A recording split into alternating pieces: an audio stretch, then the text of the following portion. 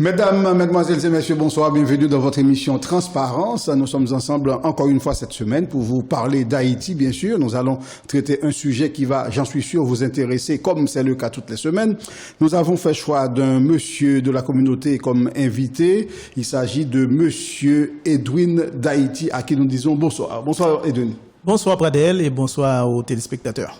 Bien, donc Transparence pour sa 8e sortie depuis la fin du confinement. Nous bénéficions du soutien de l'émission Boulevard du Compas sur Espace FM, de la revue Boyo Magazine, de l'artiste Wilson Amos.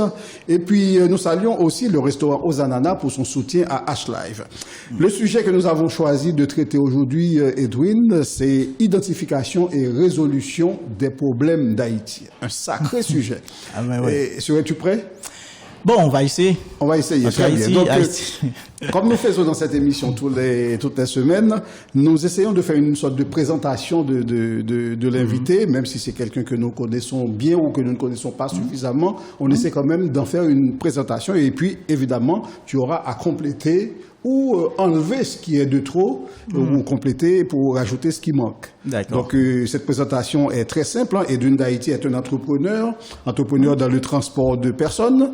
Il est licencié en relations internationales et sciences diplomatiques et stratégiques et détenteur d'un master, un master en action commerciale européenne. Acteur associatif et activiste politique, Edwin d'Haïti aurait fait ses premières expériences de la vie socio-politique en Haïti sous le gouvernement de Jean-Bertrand Aristide, je crois, et tu as travaillé notamment au niveau des coopératives. On en parlera tout à l'heure. D'accord. Edwin d'Haïti est avant tout un homme de terrain qui s'intéresse de près aux affaires politiques du pays. Il y a même été candidat aux élections présidentielles, on en parle tout à l'heure, après avoir créé son parti politique, bien sûr. Il est vice-président et fondateur du nouveau parti politique, Mouve ou Mouve. Mouve, donc ça veut dire Mouvement unifié des Haïtiens vivant en Haïti et à l'étranger. Tu vas nous expliquer tout ça dans quelques instants. Est-ce qu'il y a quelque chose que tu pourrais rajouter ou enlever dans cette petite présentation? Non, mais tu as tout dit. C'est pour ça, moi, personnellement, j'aime pas trop parler de moi. Je préfère que c'est les gens qui déterminent qui est ce personnage. Mais là, tu as tout raconté. Et donc, effectivement, on ne peut rien dire de plus. On ne peut rien dire de plus. Non. Tu es père de famille? Père de famille, marié, 3 enfants. Donc, monogame. 3 enfants, c'est... Timoun reconnaît ou bien? Non, 3 enfants, père unique, maman unique. Donc, un modèle. Un modèle de parents. Très bien. Donc, le sujet, c'est identification et résolution des problèmes d'Haïti. Comment on peut faire pour... Est-ce que déjà tu reconnais que Haïti a beaucoup de problèmes? Haïti, c'est le problème. C'est pas à beaucoup de problèmes. Haïti, c'est un problème. Donc, on peut résumer Haïti, c'est le problème actuel. C'est-à-dire, on se demande est-ce que Haïti est un pays. On l'avait construit il y a de cela 217 ans.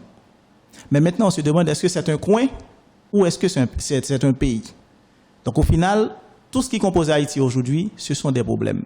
Donc Haïti, à elle seule, constitue un véritable problème, non seulement pour la Caraïbe, mais également pour l'humanité actuellement. Parce qu'on suit bien l'actualité, on voit ce qui se passe. Donc je pense que l'objet de cette émission, ensemble, on va essayer de découvrir ces types de problèmes et s'il faut trouver des solutions, comment on va y aller et s'il faut quand même enterrer Haïti, je pense que c'est à partir de là qu'on va voir est-ce qu'il y a vraiment une possibilité pour que Haïti sorte de cet enfer. C'est bien, c'est l'enfer sur terre. C'est quand même grave tout ce que tu dis. L'enfer sur terre. Ce qu'on va essayer de faire, on va essayer d'identifier ces problèmes. Est-ce que tu peux commencer à identifier un certain nombre de problèmes que nous avons? Bon, j'en ai relevé un certain nombre aussi. On a l'insécurité. On en parlera au fur et à mesure. On a l'insécurité sur toutes ses formes. Parce que l'insécurité sur toutes ses formes. Parce que quand on parle d'insécurité en Haïti, les gens voient seulement les hommes en armes. C'est pas seulement ça.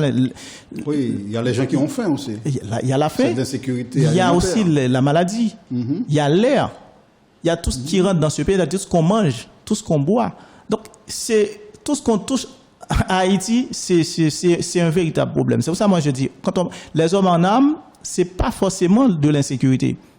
Ça nous explique que c'est parce que le pays est en ébullition. Donc, le pays a besoin d'un changement. Mais malheureusement, Haïti a aussi ce autre problème-là. On n'a pas un problème de pauvreté. On a un problème de riches. Ah, c'est fort. On a un problème de riches. On n'a pas un problème de pauvres. on a un problème de riches. Explique. Donc, c'est-à-dire que quand on construit une maison, on dit souvent, si on construit une maison, on doit sortir de la base pour monter. Alors que Haïti, si on veut élever Haïti à la hauteur qu'on souhaite, il faut partir de là-haut pour descendre à la base. Je ne sais pas, tu vois le contraste. Quoi, c'est incohérent. C'est de la philosophie peut-être. C'est de la philosophie. Mais c'est que on a un problème. On n'a pas un problème de la masse en Haïti. On a un problème de l'élite. C'est ce que je dis. Je te dis, Pradel. On a un problème de l'élite. C'est l'élite haïtienne. Ça fait partie de cette insécurité dont tu parles. De cette insécurité dont on parle. Donc c'est cette élite haïtienne qui n'arrive pas à trouver, je dirais, le juste milieu pour résoudre certains problèmes. Mais l'élite haïtienne n'est pas l'État, c'est la ce que tu veux dire? Seule responsable de tous les maux d'Haïti. Mais c'est l'élite. L'élite constitue. Qui fait fonctionner un pays? C'est l'élite. De quelle élite on parle de l'élite profession, on parle de l'élite intellectuelle, on parle de la bourgeoisie. Quand on dit l'élite haïtienne, c'est aujourd'hui, regarde ce qui se passe pour l'éducation en Haïti. Tous ceux qui ont vraiment... Bon, on va prendre le problème autrement. Si tu prends n'importe quelle personne, tu lui dis, c'est quoi le problème? Il va te dire, c'est les gens qui savent lire. C'est dommage. Les gens qui savent lire constituent l'un des véritables problèmes du pays. C'est grave.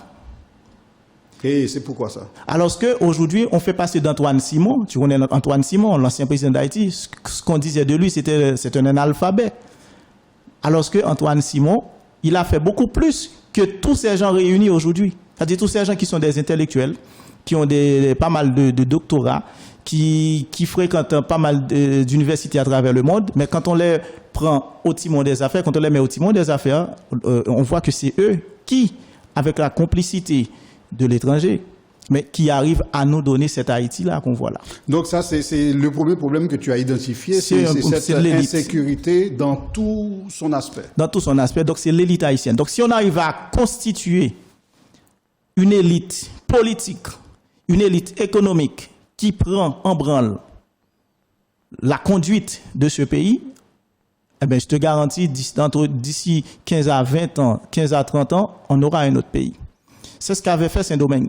Est-ce que cette insécurité est également la cause du non-respect des règles, du non-respect d'autrui? Non, mais parce qu'on ne respecte rien maintenant. Non, mais qui ne respecte rien? C'est pas la base, c'est pas le peuple qui ne respecte rien. C'est les élites. C'est tout le monde. Non, c'est les élites. C'est tout le monde. Non, c'est pas tout le monde. Tu arrives en Haïti, Pradel. Tu fais une bêtise, on te met en prison. C'est pas tout le monde. Alors, il y en a qui font des bêtises tous les jours, et c'est eux qui sont très arrogants, et c'est eux qui circulent à travers eux, et c'est eux encore qu'on accorde des promotions.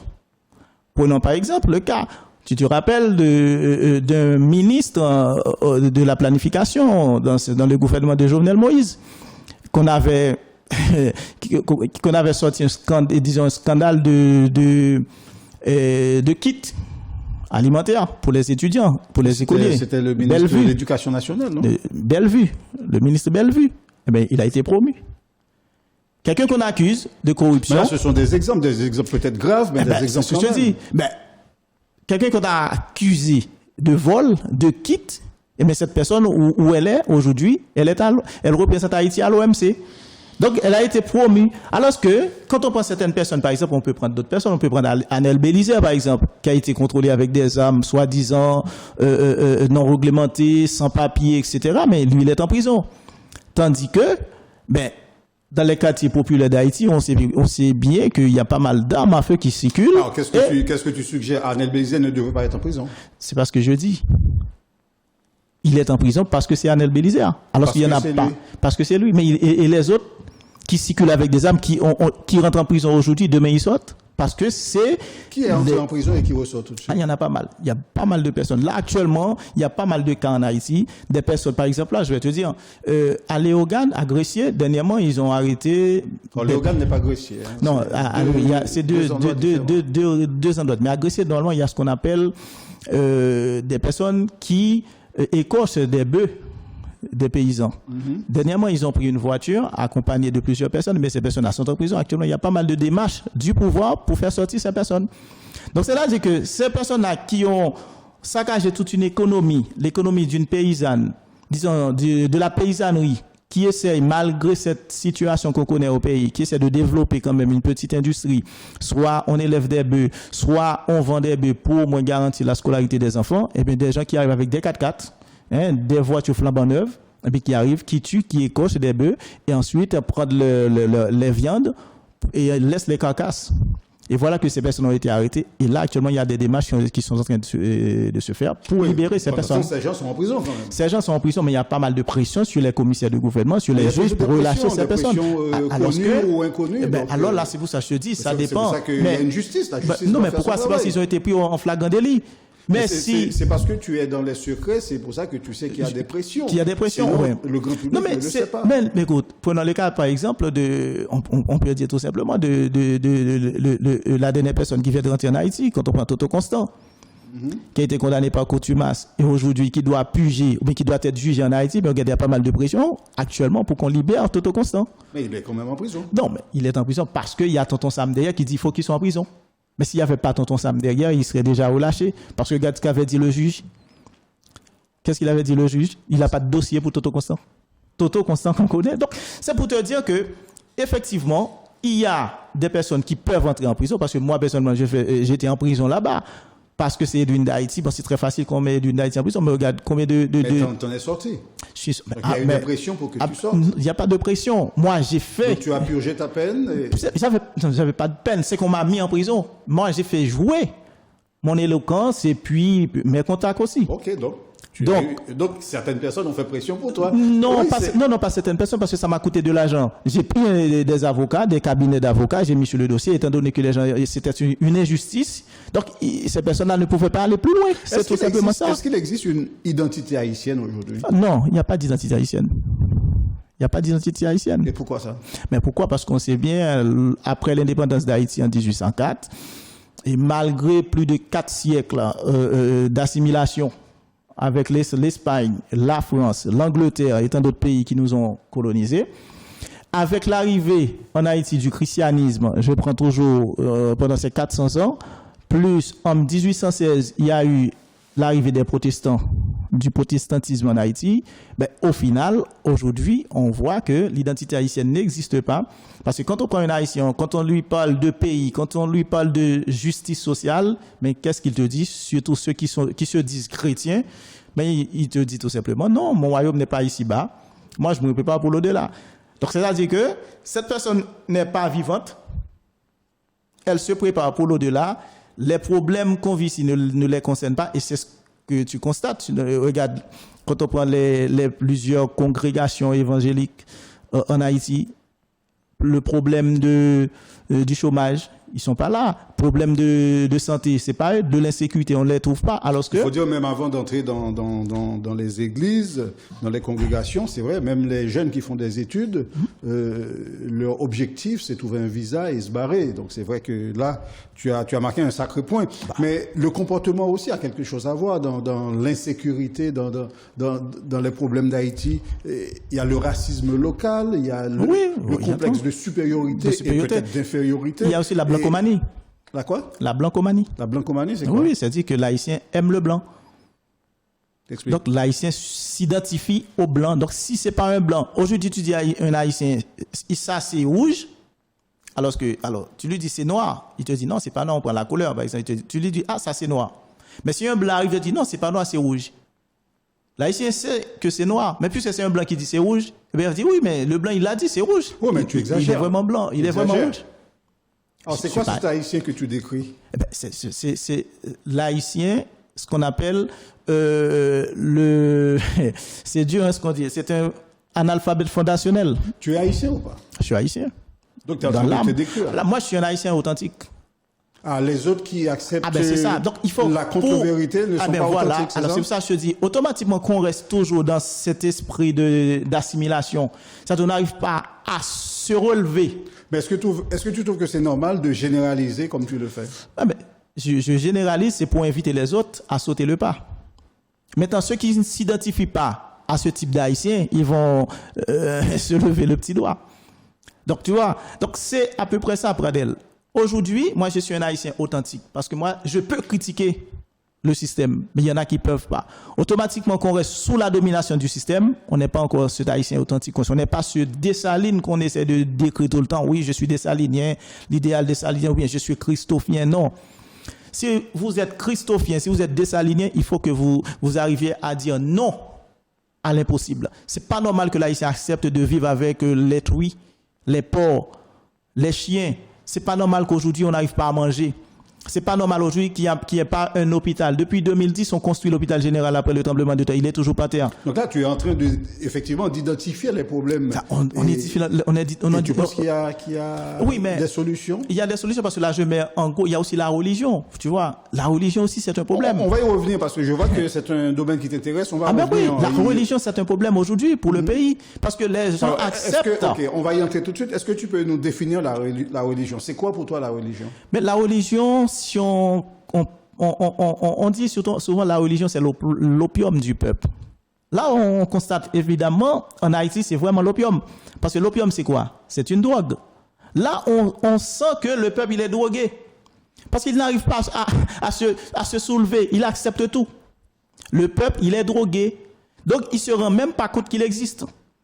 Quelqu'un arrive et lui dit, je suis prophète, je suis pasteur, je suis en contact avec le Dieu, je sais faire des miracles, et les gens s'adonnent tranquillement, sans se poser de questions. Là encore, tu généralises. Ce ne sont pas tous les Haïtiens qui... Mais c'est tous les Haïtiens, puisqu'ils représentent la majorité aujourd'hui. Ils représentent la majorité, mais le secteur évangélique représente la majorité. Aujourd'hui, plus de 52%. Plus de 52% de la population. Et tu penses que ça ne devrait pas se faire? Ça ne devrait pas se faire. Moi, je ne dis pas à une personne de ne pas être protestant ou bien de ne pas être catholique, c'est pas ce que je dis. Mais on peut être catholique en étant tout simplement une personne. C'est-à-dire que tu existes, tu peux protester contre l'injustice, tu peux protester contre l'insécurité, tu peux protester contre des personnes qu'on élit, disons des personnes qu'on élit au pouvoir et qui n'arrivent pas à donner des résultats. Il faut se protester. Quelle est ta religion? C'est une grande question, Pradel. Aujourd'hui, je peux dire que je suis toutiste. Tu es toutiste? Toutiste. Toutiste, c'est quoi ça? C'est-à-dire que j'écoute tout le monde. Ma religion, c'est ma foi. C'est ma foi. C'est ça ma religion, dans ma foi. C'est-à-dire, je sais, quoi ta foi? Mais ma foi, c'est que je sais, c'est la justice. C'est ça ma religion. C'est la justice, c'est le social, c'est le vivre ensemble. C'est ça ma religion, c'est ça mon Dieu. Le vivre ensemble, la justice, le partage, le pardon. C'est ça ma religion. On va revenir en arrière. Tu as vécu combien de temps en Haïti? Plus d'un quart d'un siècle. Plus de 25 ans. Ouais. Et ça fait combien de temps que tu as quitté Haïti? J'ai jamais quitté Haïti. Je viens d'Haïti. Tu vis hors d'Haïti? Ah ben voilà, peut-être ça c'est différent. Ça fait près de 18 ans, 18-19 ans. Donc tu es un gars de 43 ans à peu près. Effectivement. Et 44. 44. Quelles sont les expériences que tu as faites en Haïti? Beaucoup. J'ai passé la majeure partie de ma jeunesse en Haïti, donc c'est pour te dire que Haïti m'a tout donné. Malgré qu'il n'y avait rien, mais Haïti m'a tout donné. J'ai tout appris en Haïti. Alors, dans la présentation, j'ai parlé de tes expériences sociopolitiques en Haïti, les premières expériences, et j'ai parlé des coopératives. Tu as bossé dans des coopératives, la plus grande avec Cadec-Cop. Avec Cadec-Cop. Cadec-Cop. Caisse d'assistance d'épargne de crédit coopérative. Cadec-Cop. Ok. COP pour la coopérative. C'était sous le gouvernement de Jean-Bertrand Aristide. Oui, à l'époque, disons, sur le disons, Lavalas. Parce que tu avais là Aristide. Comment fonctionne une coopérative? Mon cher, je te dirais que c'est la plus grande chance d'Haïti.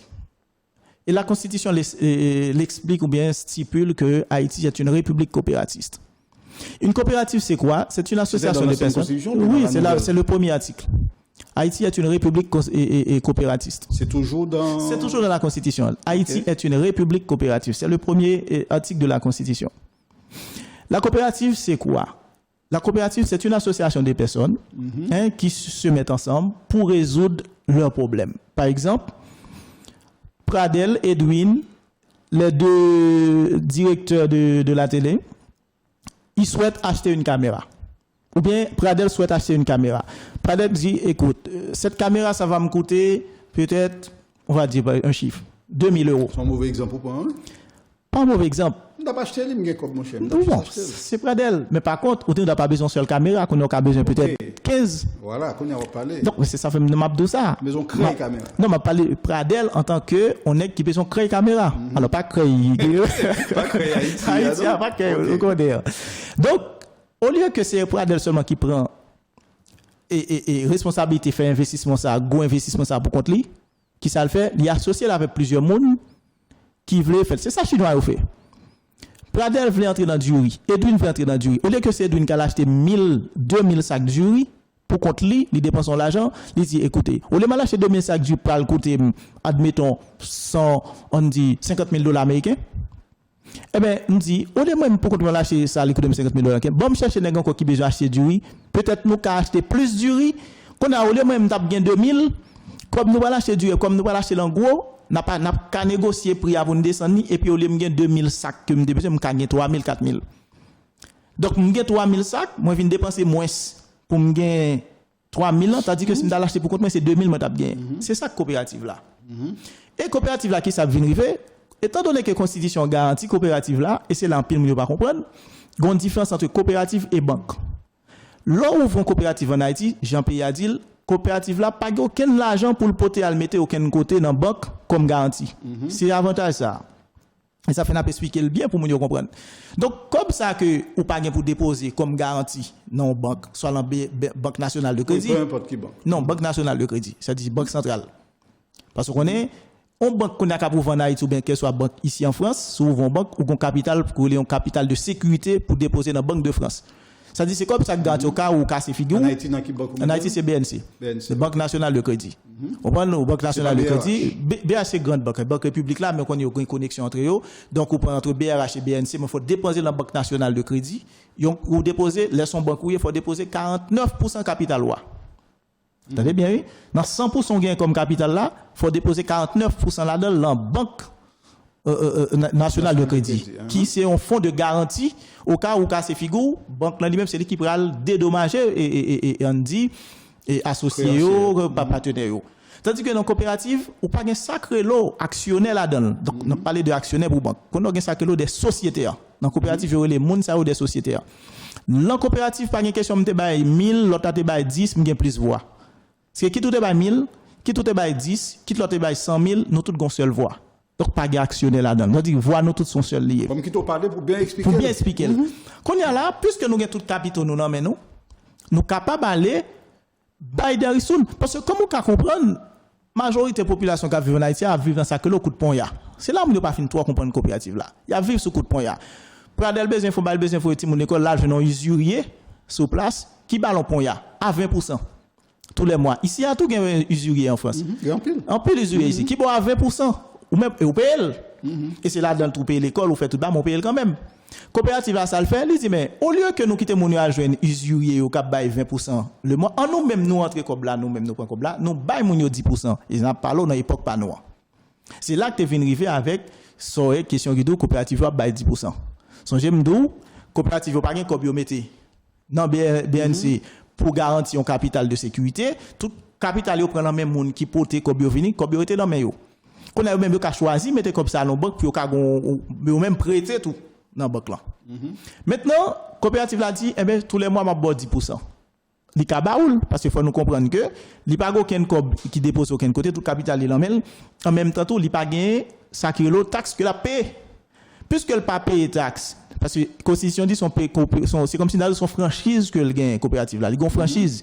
Avec franchise ça pas l'empêcher taxe non payer impôt, il ka redistribuer le bail membre. C'est ça fait le bail 10% à droite, 10% à gauche en même temps, il cherche créer dans cap à nous des entreprises. Et qui ça qui est arrivé qui fait un paquet de problèmes, moun perdit l'argent. Moun pas perdre l'argent. On est en période 2000 et m'bral dou bien et c'est là un pile monde peut-être fait un pile amalgame, il a parlé de Edwin là ici et n'a tout éclairci ça pour Pradel. Moi c'est une premier monde. Oui, pour téléspectateurs. Moi c'est une monde et c'est ça qui mettait dehors quitter pays d'Haïti. Et c'est une monde qui était annoncé catastrophe ça. C'est premier monde qui a annoncé catastrophe coopérative dans le pays d'Haïti. On fait un pile comme tout coopérative. Non, pas fait comme moi-même. Pas fait comme puisque comme là c'est coopérative qui t'a géré. C'est pas comme moi et c'est Samdo qui pral faire ça parce que moi-même l'aime vinn garder pays d'Haïti est arrivé dans un moment côté que pas un cob qui entre pour pouvoir. Au songez, tu as un gros embargo sur Haïti, Aristide gagne toute attaque tout côté, il pas jeune l'argent aucun côté. Qu'on a qui ça président fait, président dit monsieur lancez phénomène coopératif là. C'est deuxième impact ça qui vient mettre coopérative dans problème hier. Côté que n'importe monde connaît là, tout le monde vient entrer dans question coopérative. Et te vinn gon guerre qui entre nous, moi-même moi manqué victime dans question ça parce que même banque tout est constitué soit qu'a fait la journée jodi a côté que l'on dépose un cob en banque et pour on sorti attaque là gon raison dans banque même qui existait pour prendre cob moun yo. C'est en dedans qui trahit qui dit mais tel monde saute qui gon réseau qui comme dit tel monde saute prendre cob pour faire. Donc même nous t'ai cob dans coopérative qu'on a long client dans époque là, le président vient lancer coopérative comme phare comme phénomène qui va le développer pays. Tout le monde entre dans business hein? Pendant tout le monde entre dans le business, qui s'acrivait, eh bien, on vient nous retrouver que banque retrouvé dans une situation qu'on y a là, même si la banque chargé moun, qui sont qu'on est fait? Qui sont qu'on fait? C'est comme Alban. Non, on parle de banque. Puisque le président a lancé que coopérative c'est plus belle action que moun ka fait pour faire économie, pour faire des choses. Mais qui ça, moun qui te genti et pas yo en banque, qui ça yo fait? Il y a la banque, il y a le point cobio. Quand on a mis sur la banque chargé, c'est pas moun qui a déposé comme la banque, c'est moun qui a prend. Donc banque arrive dans situation côté que y a décapitalisé yo pas gain actif là mais yo pour faire on sait de travail parce que là on banque gain succursale à droite, succursale à gauche, c'est comme pour prendre faire succursale à vel et ça fait libordé tout 3%, 6%, 12%, gain même qui jusqu'à 60% de tout y a faut payer. Et pour gagner gros succursale, il pas rétribuer un baou. Coopérative ali même, il rétribue baou, le bord 10%, le bord 12%. On a monsieur vient entrer dans logique qu'on y a pour faire concurrence dans coopérative yo. À l'époque, nous avions 3 coopératives qui étaient en forme. C'était Cœurs Unis qui était numéro 1. Ou était Cadet Corp qui était numéro 2, que moi j'étais responsable crédit. Et puis, ou était gagné avec Bouka qui était gagné l'autre coopérative qui est un peu échappé. Même bon propriétaire qui c'est Bouka. CEI, voilà. CEI, qui était 3e coopérative qui était puissante dans le pays. Quand on arrive dans le système, côté que Mounia prend tout comme tu la banque, il y a le vin dans coopérative et nèg qui te un gros capital la banque, tu prends à l'ouvrir coopérative à bail 12%, 15%, qu'on a bagarre vinn tourner sans contrôle.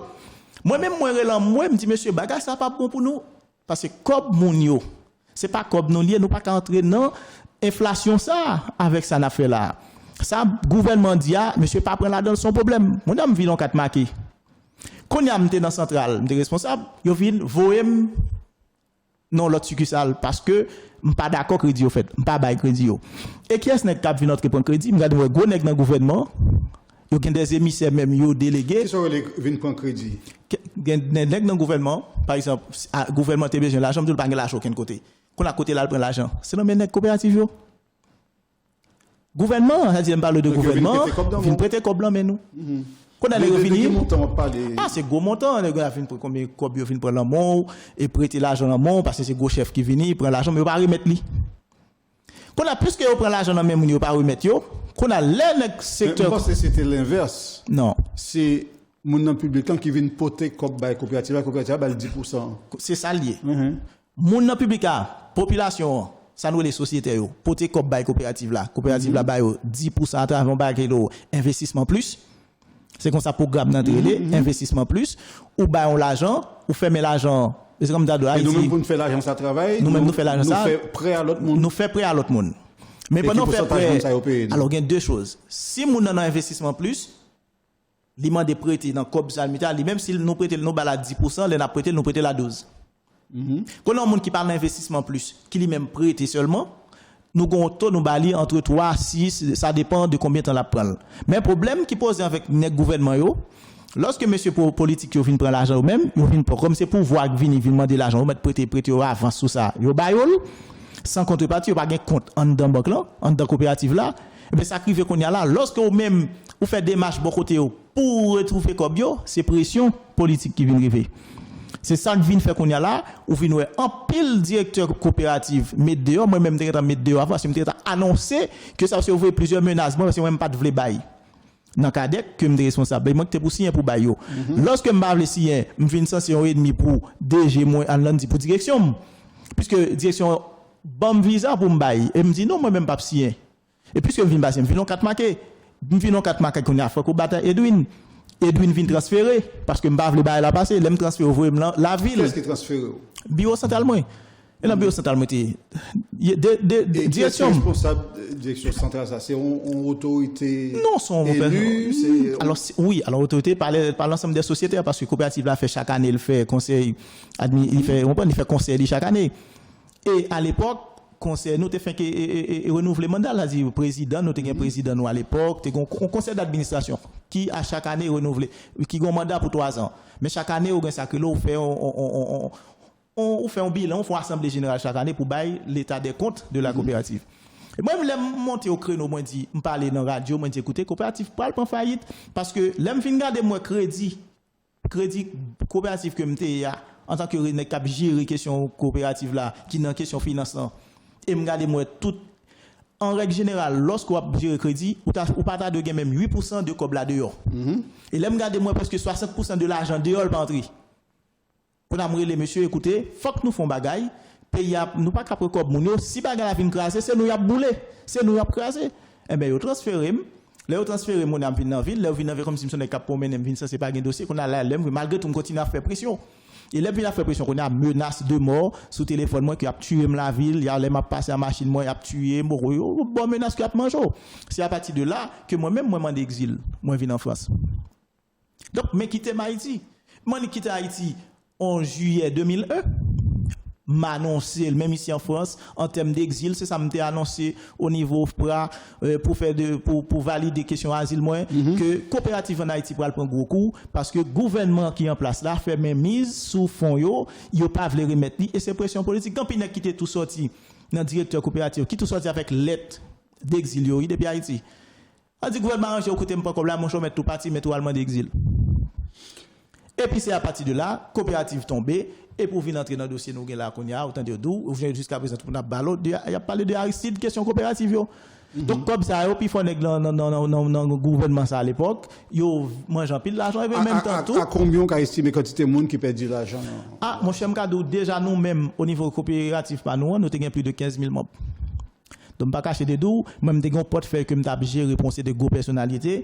Et c'est moi-même, si je pas là, je ne pas venir chercher parce qu'on est là, venir chercher comme une ligne pour faire, pour me venir, moi, si je pas gagné d'une adipie, il faut VIP dans Port-au-Prince. C'était moi-même, si je pas qu'on aime là, pour venir directement dans le bureau, pour me faire. Oui, de VIP, question monde pas. Non, il y a des VIP, il aime pas de VIP, ou ça me dédoue. Ça, c'est pour on est un bon exemple quand même, ou on est un coup Jean-Baptiste. Père éternel Loto, son gros néglier. Oui, moun pas. Non, pas moun pas. On parle de VIP. Nous parlons de VIP. C'est des grosses personnalités que même les venus pour aller dans le pour. C'est des grosses personnalités. C'est VIP. On va dire moi, mais c'est moun pas lié. Non, il pas moun pas. Dans cas ça, là pour un rendez-vous. La venue, c'est rendez-vous, la venue, non rendez-vous. Mais c'est ça fait tout. Moun ça yo, moi-même t'as géré portefeuille yo. Les venir son rendez-vous gagne avec directement donc on tel jour pour yo puis venir chercher dans sens pour montrer ou même madame président Matéli tout le monde ça gagne nous t'as géré gros compte pour yo etc. Donc pays ba yo vinn craser dans sens ça. Bon combien qu'on pour partir même pas de partir à 5 parce que même m'étant dehors depuis me prend exil moi. Pas partir comme me partir à qui comme je pas te prêter ton petit cop d'eau. Non. Même t'es pas moi-même tout me dans le système, même t'es un business man, tout me t'es un changement, me t'es un bio de change en Haïti. Est-ce m'a changer l'argent américain pour moi. Quand j'ai l'argent qui clean dans ce sens ça. Mon gars relé n'importe moi ça fait toujours bail même nek qui dans coopérative même c'est moi qui annoncé même Robert Philo même gabo des nèg ici m'gadou toutes les menteries. Monsieur ça au courir après. Mais les rentrées tout débat pas maintenant c'est sous question coopérative pour aller tomber le dé. On prend l'opéra Philo, mais l'opéra des collines, l'opéra Artus Robert. Monsieur, ça vient arriver 3 mois après. Moi, je l'aime venir, comme tu connais au depuis Haïti, l'invité de nous là, mais oui, monsieur, coopératif va le tomber. Et effectivement, je suis parti en juillet, je quitte Haïti 17 juillet. Après ça, je fais montrer ici, qu'on soit 19. Et puis, coopératif tombé en février. Bien, vous avez compris, ça c'est un des problèmes d'Haïti, évidemment, et la question de confiance. On va marquer une petite pause dans cette émission de Transparence. On revient juste après, puisque vous savez, le sujet, c'est identification et résolution des problèmes de ce pays. Pour l'instant, on est loin d'identifier tous les problèmes, puisqu'il y en a tellement. On revient juste après avec notre invité, Monsieur Edwin Daïti. À tout de suite. Oui, mais li papa. Gi moun qui pas de quoi dans caravane nan. Gi l'autre même, yo te gen doute de caravane nan, est-ce qu'il est capable bay lumière 24/24 vrai? Qu'on y a, pas fin dire que tri te ka bay courant ni pour faire me songer nem. Caravane changement lumière te fin di la bay courant et li kembe mol. Qu'on y a, caravane nan, li vini avec une autre formule pour nous couper blackout avec chalet net en Haïti. Qui gen là-dedans? Yon réfrigérateur 8 cubes, c'est-à-dire 44 cm de largeur et 83 cm de hauteur. 3 panneaux solaires de 250 watts, yon inverter de 2000 watts, 2 batteries gel de 100 ampères et yon régulateur de 30 ampères. Et puis, belle bagaille là, livraison avec installation, gratis ti chéri, depuis pas dépasser 60 km. Et puis, toute bagaille ça yo, pour un petit crasse l'argent. 2050 € seulement. Mais courant 24/24 là, mais beau caravane lumière. Dépêchez-nous pour nous venir prendre caravane lumière par nous, relais Konya, dans 07 77 91 28 48. Caravane changement lumière arrivé sous nous, avance avec. Lumière, maman.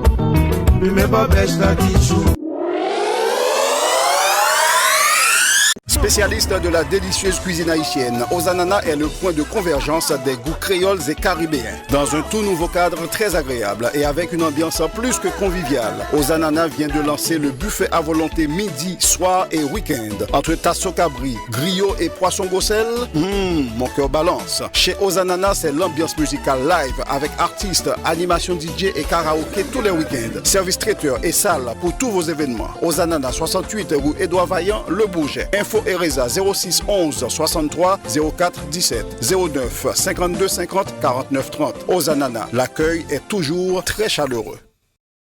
Nous sommes de retour sur le plateau de transparence pour essayer d'identifier les problèmes d'Haïti et pourquoi pas trouver des pistes de solutions. Pour ce faire, nous avons comme invité M. Edwin d'Haïti qui nous a parlé des coopératives, leur manière de fonctionner et surtout comment ça s'est passé, les problèmes de coopératives qu'on a connus en Haïti au début des années 2000. Nous restons toujours avec ces problèmes, on va essayer de comprendre. Il y a un problème d'appartenance. Il y a des mots qu'on ne retrouve pas en fait chez l'haïtien maintenant, c'est par exemple le mot communauté, le mot collectivité. Est-ce que tu peux nous expliquer pourquoi ces mots n'existent quasiment plus? Alors, ça existe, peut-être en forme de réseau, de clan.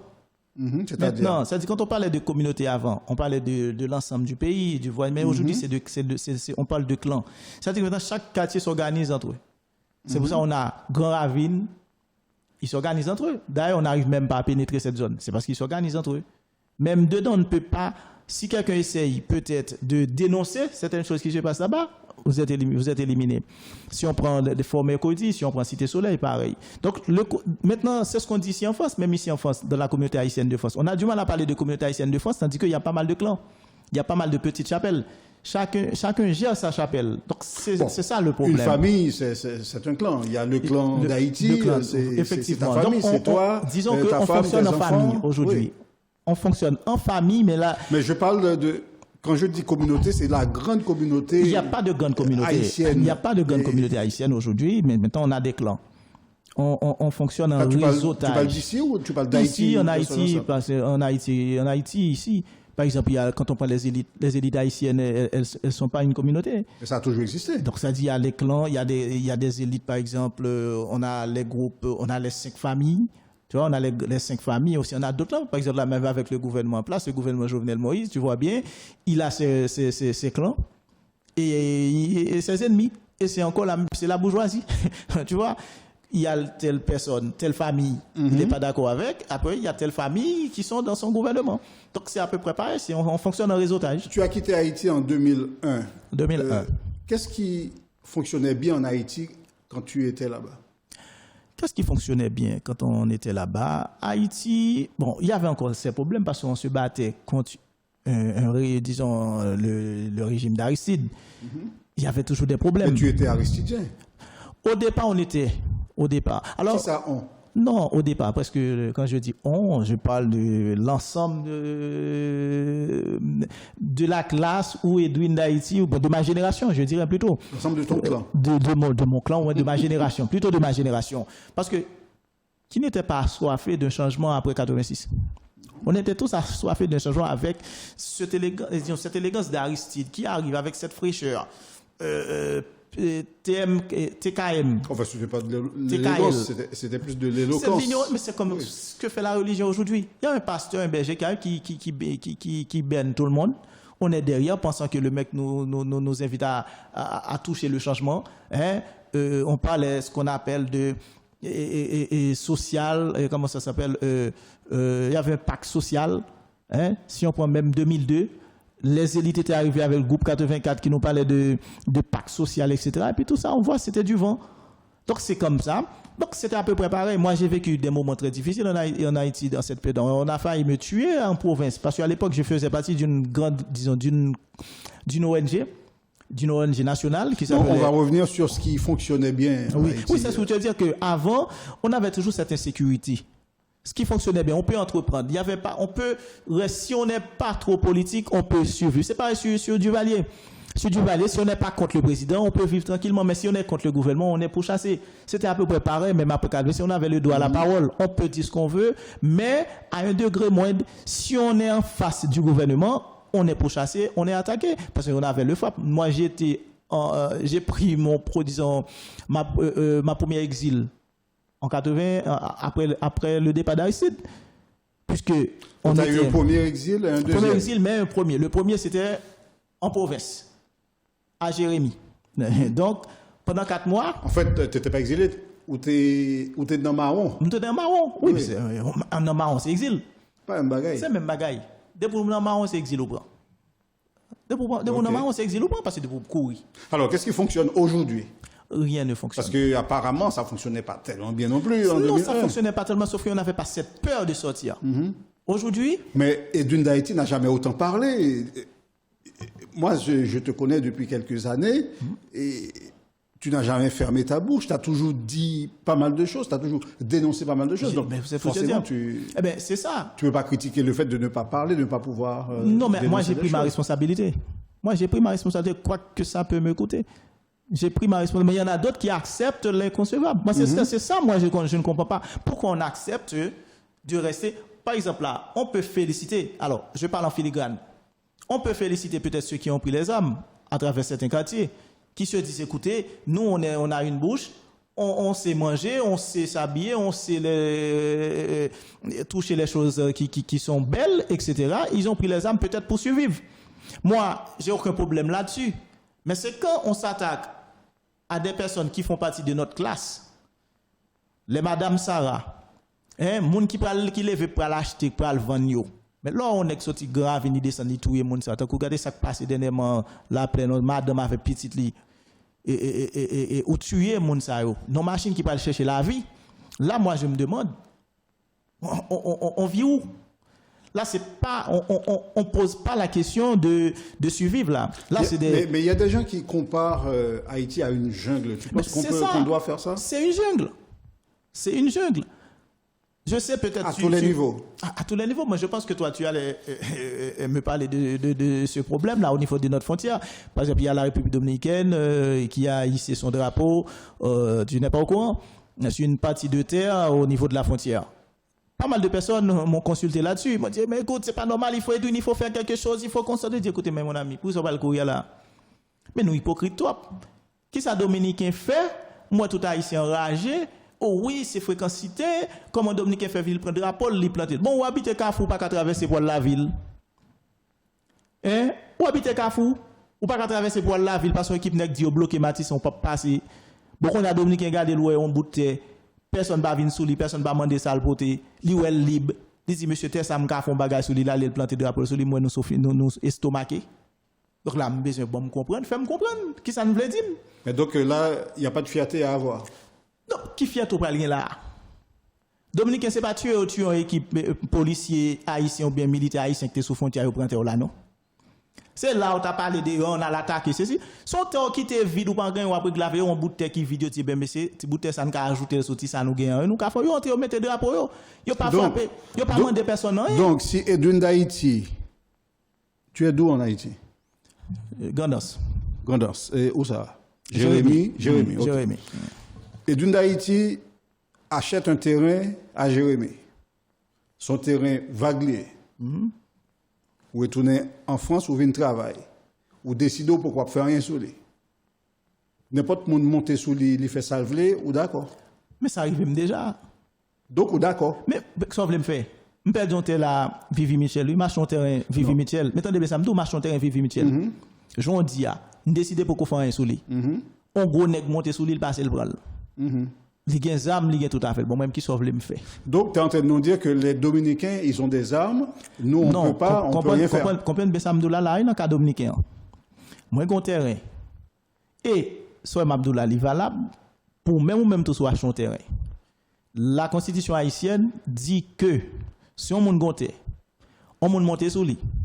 Il fait 1 an, personne va demander le salpoté. Il fait 2 ans, il fait 10 ans, ou pas jamais demander le salpoté, souvent revendiquer le connaît ou pas gon dit c'est pour l'ilier. Oui, il y a un laps de temps. Là, tu as parlé de 10 ans. De la prescription. Ça fait 10 ans, Dominicains mettaient des drapeaux sous. Non, là c'est différent. Ça me fait pas dire qu'il a protesté, non? Pas dire qu'il a protesté. Mais là, regardez, acte qui pose là. Son bout de terre. Moi, je dis déjà, ou habiter Matissan, ou habiter Carrefour, ou pas traverser pour la ville. Non, comparer, c'est pas comparable. Non, c'est comparable. Non, ça me fait comprendre que ou dans propre pays ou une limite. C'est-à-dire, propre haïtien, bloqué tout pas qu'à passer là. Pendant ce temps, qui j'en voulait pour propre haïtien pas bloqué dans une superficie, maintenant pour parler des Dominicains lui-même qui entré, qui prend bouteille, bah comment haïtien va le dire lui-même, il va le gommer contre Dominicain. Comment on va le faire? Pas qui j'en parle pas, c'est parce qu'il bloqué sur propre superficie. Il pas Dominicain bloqué haïtien. Donc vous pensez que haïtien pas supposé faire rien, c'est ça me besoin de comprendre. Non, c'est pas dire haïtien pas faire rien. Mais pour haïtien font bagaille, faut pas la légitimité le faire ça le faire. Parce que TA c'est pour haïtien. TA c'est pour haïtien, mais TA pour haïtien, comment elle te fait rester vide dans le moment que parce que Haïti décidé pour qu'on fait rien avec. Non, mais pendant ce temps, ça me fait qu'on est Dominique pas crasé rien qui bonne li entre le point. Donc alors que militaire ça nous les politos qui au niveau et frontière là, oui, yo pas entrer, ça dit monde qui était de défendre fierté là, c'est ou même qui accepte craser. Ça me fait comprendre et Bradel. C'est où qu'accepter craso ou craser ça que la médaille qui t'a supposé protéger. Non, ça n'a rien à voir avec non. Ça dit c'est ça m'a fait. Non, tu es en train d'aller dans un sujet qui n'a rien à voir avec ce dont on discute. Non, mais c'est ce qu'on discute. On est en train de parler d'un bout de terre, d'un pays que notre pays décide à récupérer en quelque sorte. Décide de saisir. Bon, on peut dire tout simplement décide de saisir. Donc, tu es en train de me dire il n'y a rien à faire. C'est pas que je dis qu'il n'y a rien à faire. Ça, c'est une affaire de gouvernement. Mais tu n'es pas d'accord quand les Haïtiens manifestent pour qu'il y ait quelque chose de non, fait. Mais je dis pas non. Maintenant que les gens me consultent, me disent, Edwin, il faut qu'on y aille lorsqu'on n'a pas encore résolu les problèmes qu'on a. C'est les problèmes de gang. Non, c'est autre chose. Donc, c'est pas autre chose. Non, si, c'est autre chose. Donc, écoutez, on parle de fierté. Qui va te permettre de te battre pour ce pays? C'est la fierté. Tu es en train de me dire que tu as 2 enfants qui ont faim, tu décides de donner à manger à l'un pendant que l'autre meurt. C'est pas ce que je dis. Maintenant, c'est toi qui compare deux choses qui ne sont pas comparables. Oui, parce que tu as 2 problèmes, il faut les résoudre en même temps, ces 2 problèmes-là. Écoute, là, moi, je te dis. Et l'un n'est pas lié avec l'autre. Ça n'a voulu faire comprendre. N'a perdu le pays. C'est là que je voulais faire, ouais. N'a perdu le pays. Comprenez bien côté mal à vos images là, ça fait n'a parler pour nous comprendre. Nous avons un pays. Côté que tout ça nous fait là-dedans, c'est craser n'a craser. Tout ça nous fait c'est descendre n'est plus bas. Pendant ce temps nous avons voisin sous côté nous qui a regardé, c'est même jom te cadeau. Gonti bagay qui fait comme ça. On est qui gen madame ni, li a battre li. Il prend ça qu'il a voué, jeter la voué de toute petite ou grand Haïti, tout a prend valise jeter de l'autre côté. Il y a aller parce qu'il pas qu'à vivre côté où il y a. Et puis voisin même garder l'oué ou jeter ti madame son parent, ti madame ça non pas veut prendre son lui même ça le fait lui même il venir il prend lui-même. Chaque fois mettre la vidéo lui même il prend. C'est ça Dominique qui en fait. Chaque fois courir quitter ti bout de terre là. Non, je ne pense pas que ce soit ça puisque chaque fois quitter ti bout de terre là, chaque fois quitter ti bout de terre là. Ton exemple ne peut pas passer. Non, parce que là, c'est comme si tu étais en train de me dire que les Dominicains accueillent gentiment, récupèrent tous les Haïtiens qui partent. Non, les terres, je te parle des terres. Ça n'a rien à voir avec. Non, quitter terre nous. Attendez bien. On va continuer. Qui ça qui cause paquet de problèmes ça? Paquet de problèmes haïtiens, qui ça qui cause ça? C'est l'élite. Je dis encore, c'est l'élite. On n'a pas une élite éclairée, on n'a pas une élite, en Haïti, on n'a pas un problème de pauvres. C'est un problème de riches. C'est un problème de riches. On n'a pas un problème de pauvres. C'est un problème de riches. Donc c'est ces personnes-là qui n'arrivent pas à constituer un groupe éclairé, un groupe qui prend en compte l'épanouissement, le développement de ce pays. Ils s'organisent en mafia. Tu sais, on nous apprend que Haïti a 3 pouvoirs. C'est faux. En Haïti, il y a 4 pouvoirs. On nous dit il y a le pouvoir exécutif, le pouvoir législatif, le pouvoir judiciaire. Oui, il y en a, c'est vrai. Mais il y a le plus grand pouvoir en Haïti, c'est la mafia. C'est cette élite-là qui constitue la plus grande mafia d'Haïti et c'est cette élite-là qui s'organise pour nous donner le reste des trois pouvoirs.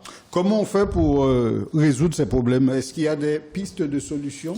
Il y a des pistes de solutions et parmi ces pistes de solutions, nous, on parle surtout de révolution. Une révolution peut être culturelle et peut-être cette révolution peut être une révolution de sang aussi. Parce que quand on regarde bien, on a une élite politique qui arrive en Haïti après, quand tu connais cet exode d'Hitler, quand Hitler a chassé les Juifs au Liban, beaucoup de Juifs qui étaient en Allemagne, etc. Haïti était l'un des pays qui a accueilli ces personnes-là. Ces personnes arrivent en Haïti les mains vides. Aujourd'hui, ces personnes détiennent à elles seules 95% de l'économie du pays. Moi, quand je parle de l'économie du pays, on met de côté tout ce qui est ressources éthériennes, mais c'est ces personnes-là qui dirigent l'économie du pays. Mais qu'est-ce qu'on voit? On voit c'est un groupe d'affairistes qui prend en otage ce pays. Ils sont partout, ils sont en tout. Et c'est une élite qui a plus de 150 ans.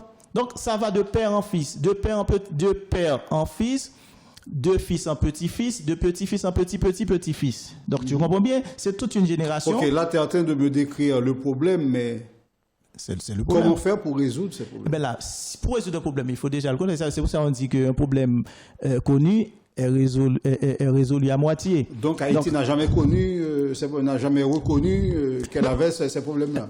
C'est pour ça qu'ils ne sont jamais. Oui, ces problèmes sont là. Regarde ce qui se passe. Après, on a ces personnes dites de la classe moyenne.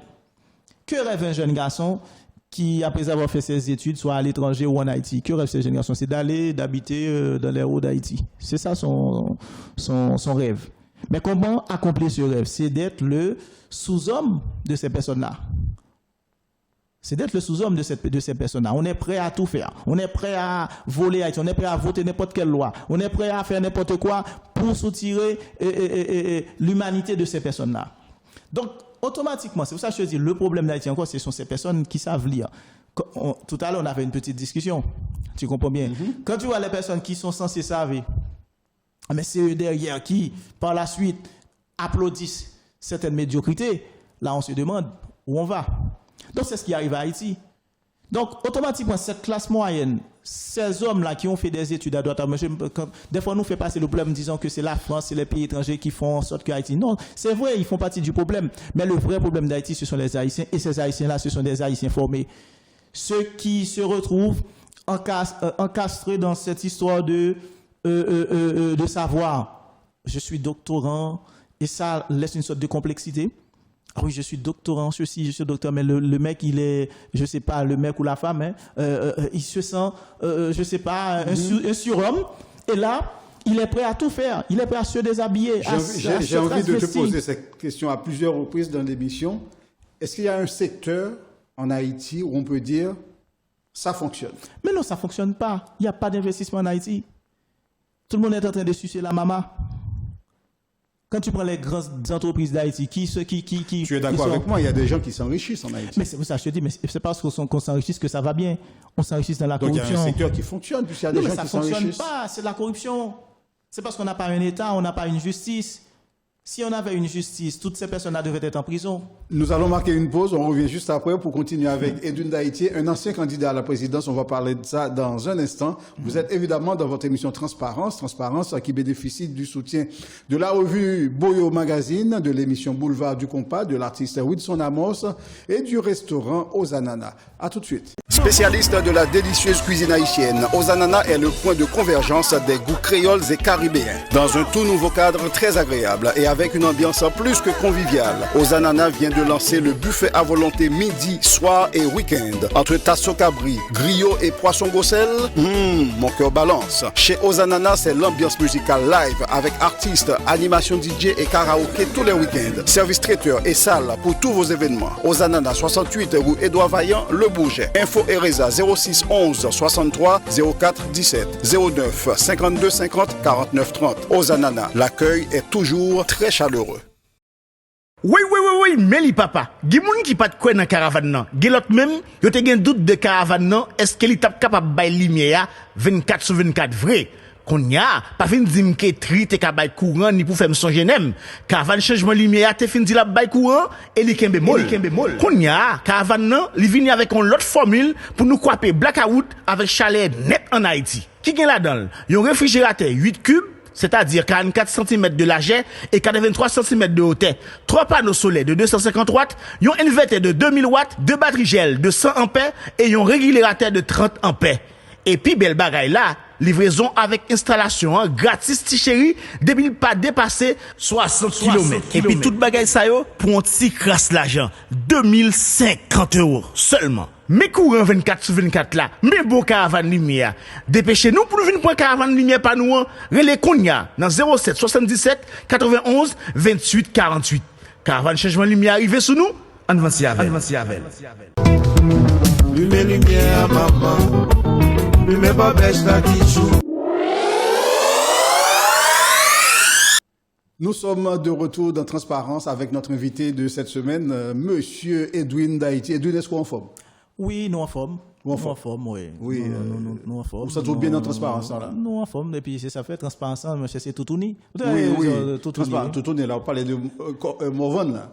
Non, c'est pas Morvan. C'est Morvan qui a une émission qui est tout uni au Canada. Non, mais il mettait le tout uni, mais vrai monde qui vient à tout uni, c'est, on connaît cet monsieur, Georges Mi, Pascal Adrien, avec Livioa. Ok, donc on va parler de émission. Oui, non, monsieur, non, c'est Bat Bravo la jeunesse. Oui, ben, il y a une émission qui est tout uni tout. Bon, peut-être. Oui, bon, bref. Pourquoi il y a un même monsieur? Qui? Morvan? Non, Morvan a fait travail pâle. C'est pas que, bah, pour la personne, monsieur a fait travail pâle, il y a une façon pâle que le fait, c'est lui-même. Mais pas parce que il dit un bagage que moi-même Bat Bravo dans toute ça, parce que moi-même, moi, pas, et pas mon qui fait d'une d'Haïti. C'est parce que dit, et Pradel, c'est Lougaou. Moi-même, Machap dit tout le monde Pradel, c'est Lougaou. Non, mais on doit faire Pradel parce qu'on connaît pas Pradel, m'a suivi Pradel, pas Pempel. Parce que si moi-même pas l'ouest, c'est Lougaou, comme on fait dire oui, ça veut dire non, c'est vrai. Je dis Pradel, c'est Lougaou. M'a prend pause égaré pour essayer. Pour essayer c'est Lougaou. C'est Lougaou. Alors, il y a des jeunes qui font des études en Haïti. Et j'en connais beaucoup, puisqu'il y en a pas mal qui font partie de Boyo Magazine, de l'équipe de Boyo Magazine. Et ce sont des jeunes qui ont beaucoup d'ambition. Tu as une idée des débouchés qui existent pour les jeunes qui font des études en Haïti? Alors, c'est ça le problème des jeunes en général. Même ici en France. Le taux de chômage ici en France, c'est surtout les mieux diplômés. Pourquoi? Parce que on vous forme pour travailler avec les autres, mais on ne vous forme pas pour créer. Or, c'est ça le problème de ces jeunes-là. Moi, je dis, par exemple, à un jeune qui a terminé ses études, pourquoi ce jeune-là veut rentrer dans la corruption qui sévit en Haïti? Pourquoi ce jeune-là veut, en sorte, ici en France, c'est une grosse entreprise dont tu connais, et pourquoi ce jeune-là veut aller travailler chez telle grande entreprise au lieu de créer sa propre entreprise? Donc, moi, c'est là le problème. Alors qu'il y a pas mal de débouchés en Haïti. Mais malheureusement, on a un système, comme je te dis, le premier pouvoir d'Haïti, c'est la mafia. Étant donné que la mafia a encerclé presque tous les secteurs porteurs, je te reconnais ça, même gros bail en Haïti, mettre là, entrer dans viande, vendre viande, tout. Là, voler viande, mon cabrit, mon bœuf, mon yo. C'est pas pour c'est pour eux, non. C'est gros négou pas penser qui entre dans business, oui. Même je vais me transfert, ou fait là, oui. Donc, étant donné que cette mafia fait même mise sur toutes les opportunités, donc, effectivement, ces jeunes-là se trouvent dans cette insécurité de se prostituer, tu vois, de se prostituer pour au moins décrocher une belle offre. Bon, heureusement, derrière tout ça, on a remplacé certaines entreprises porteuses en Haïti par les ONG. Maintenant, au lieu que ces jeunes aillent travailler dans les universités ou bien dans les facultés ou encore dans les écoles primaires, secondaires pour apporter leur savoir de ce qu'ils ont appris à l'extérieur ou dans le pays, eh bien, ils préfèrent se donner ou bien s'adonner au business de l'ONG. Et tu sais bien, quand une ONG te met en responsabilité, on te donne $3,000 américains comme salaire, c'est énorme pour le pays. $100 aujourd'hui, ça te donne plus de $2,300 haïtiens. Donc, on te donne $3,000, $4,000 américains. Hein, tu es un jeune, fougueux, tu es chez toi, tu n'as pas d'enfant, eh ben, ce jeune a plus un 4x4 flambant neuf. Donc, tu comprends bien. Tout jeune qui travaille, pas arriver l'autre, c'est le travail dans l'ONG. Donc, il néglige les questions cacao, il néglige les questions agriculture en général, pas de gens qui veulent développer rien. Tandis que, si on prend un bon jeune qui dit qu'il fait informatique, un bon jeune qui fait technologie, pays d'Haïti chargé soleil, pays d'Haïti blackout aptouil, un jeune ça a été rentré non, fait une série de matériel, fait une série de bagages qui fonctionnent à solaire. Même si l'électricité pas vle bail, l'électricité d'Haïti pas vle bail courant, mais population est capable de servir avec on sait de bail au fait au même sous place qui permet de gagner lumière la caillou, qui permet que au fait vent la caillou elle fait chaud, ou t'as pour un développement qui fait. Mais malheureusement, tout se passe à la République d'Haïti, à la République de Port-au-Prince. Donc si on n'est pas la famille d'eux, ou encore on ne connaît pas quelqu'un, ou on n'accepte pas de se prostituer, oui, comme non, ça n'a pas parlé de Tololo, etc. dans le pays.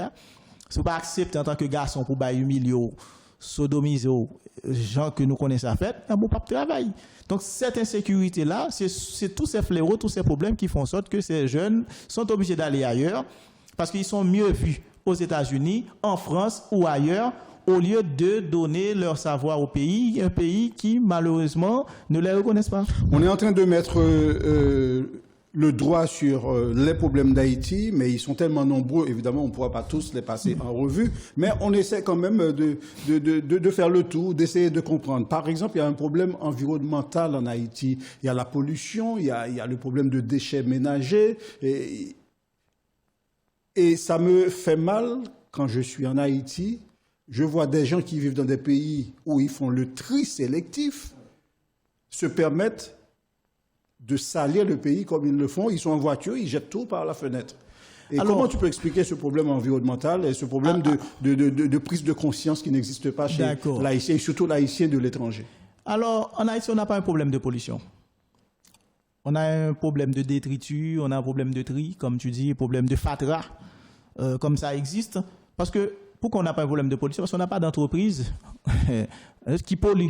Parce que pour parler de pollution, il faudrait quand même qu'on ait de grandes usines qui lancent des carbones, des gaz carboniques dans l'atmosphère, mais on n'a pas ça en Haïti. Haïti, c'est un pays vierge en ce sens-là. C'est un pays où il fait beau à vivre, surtout si on pouvait développer le tourisme, un tourisme écologique, ça pourrait bien marcher.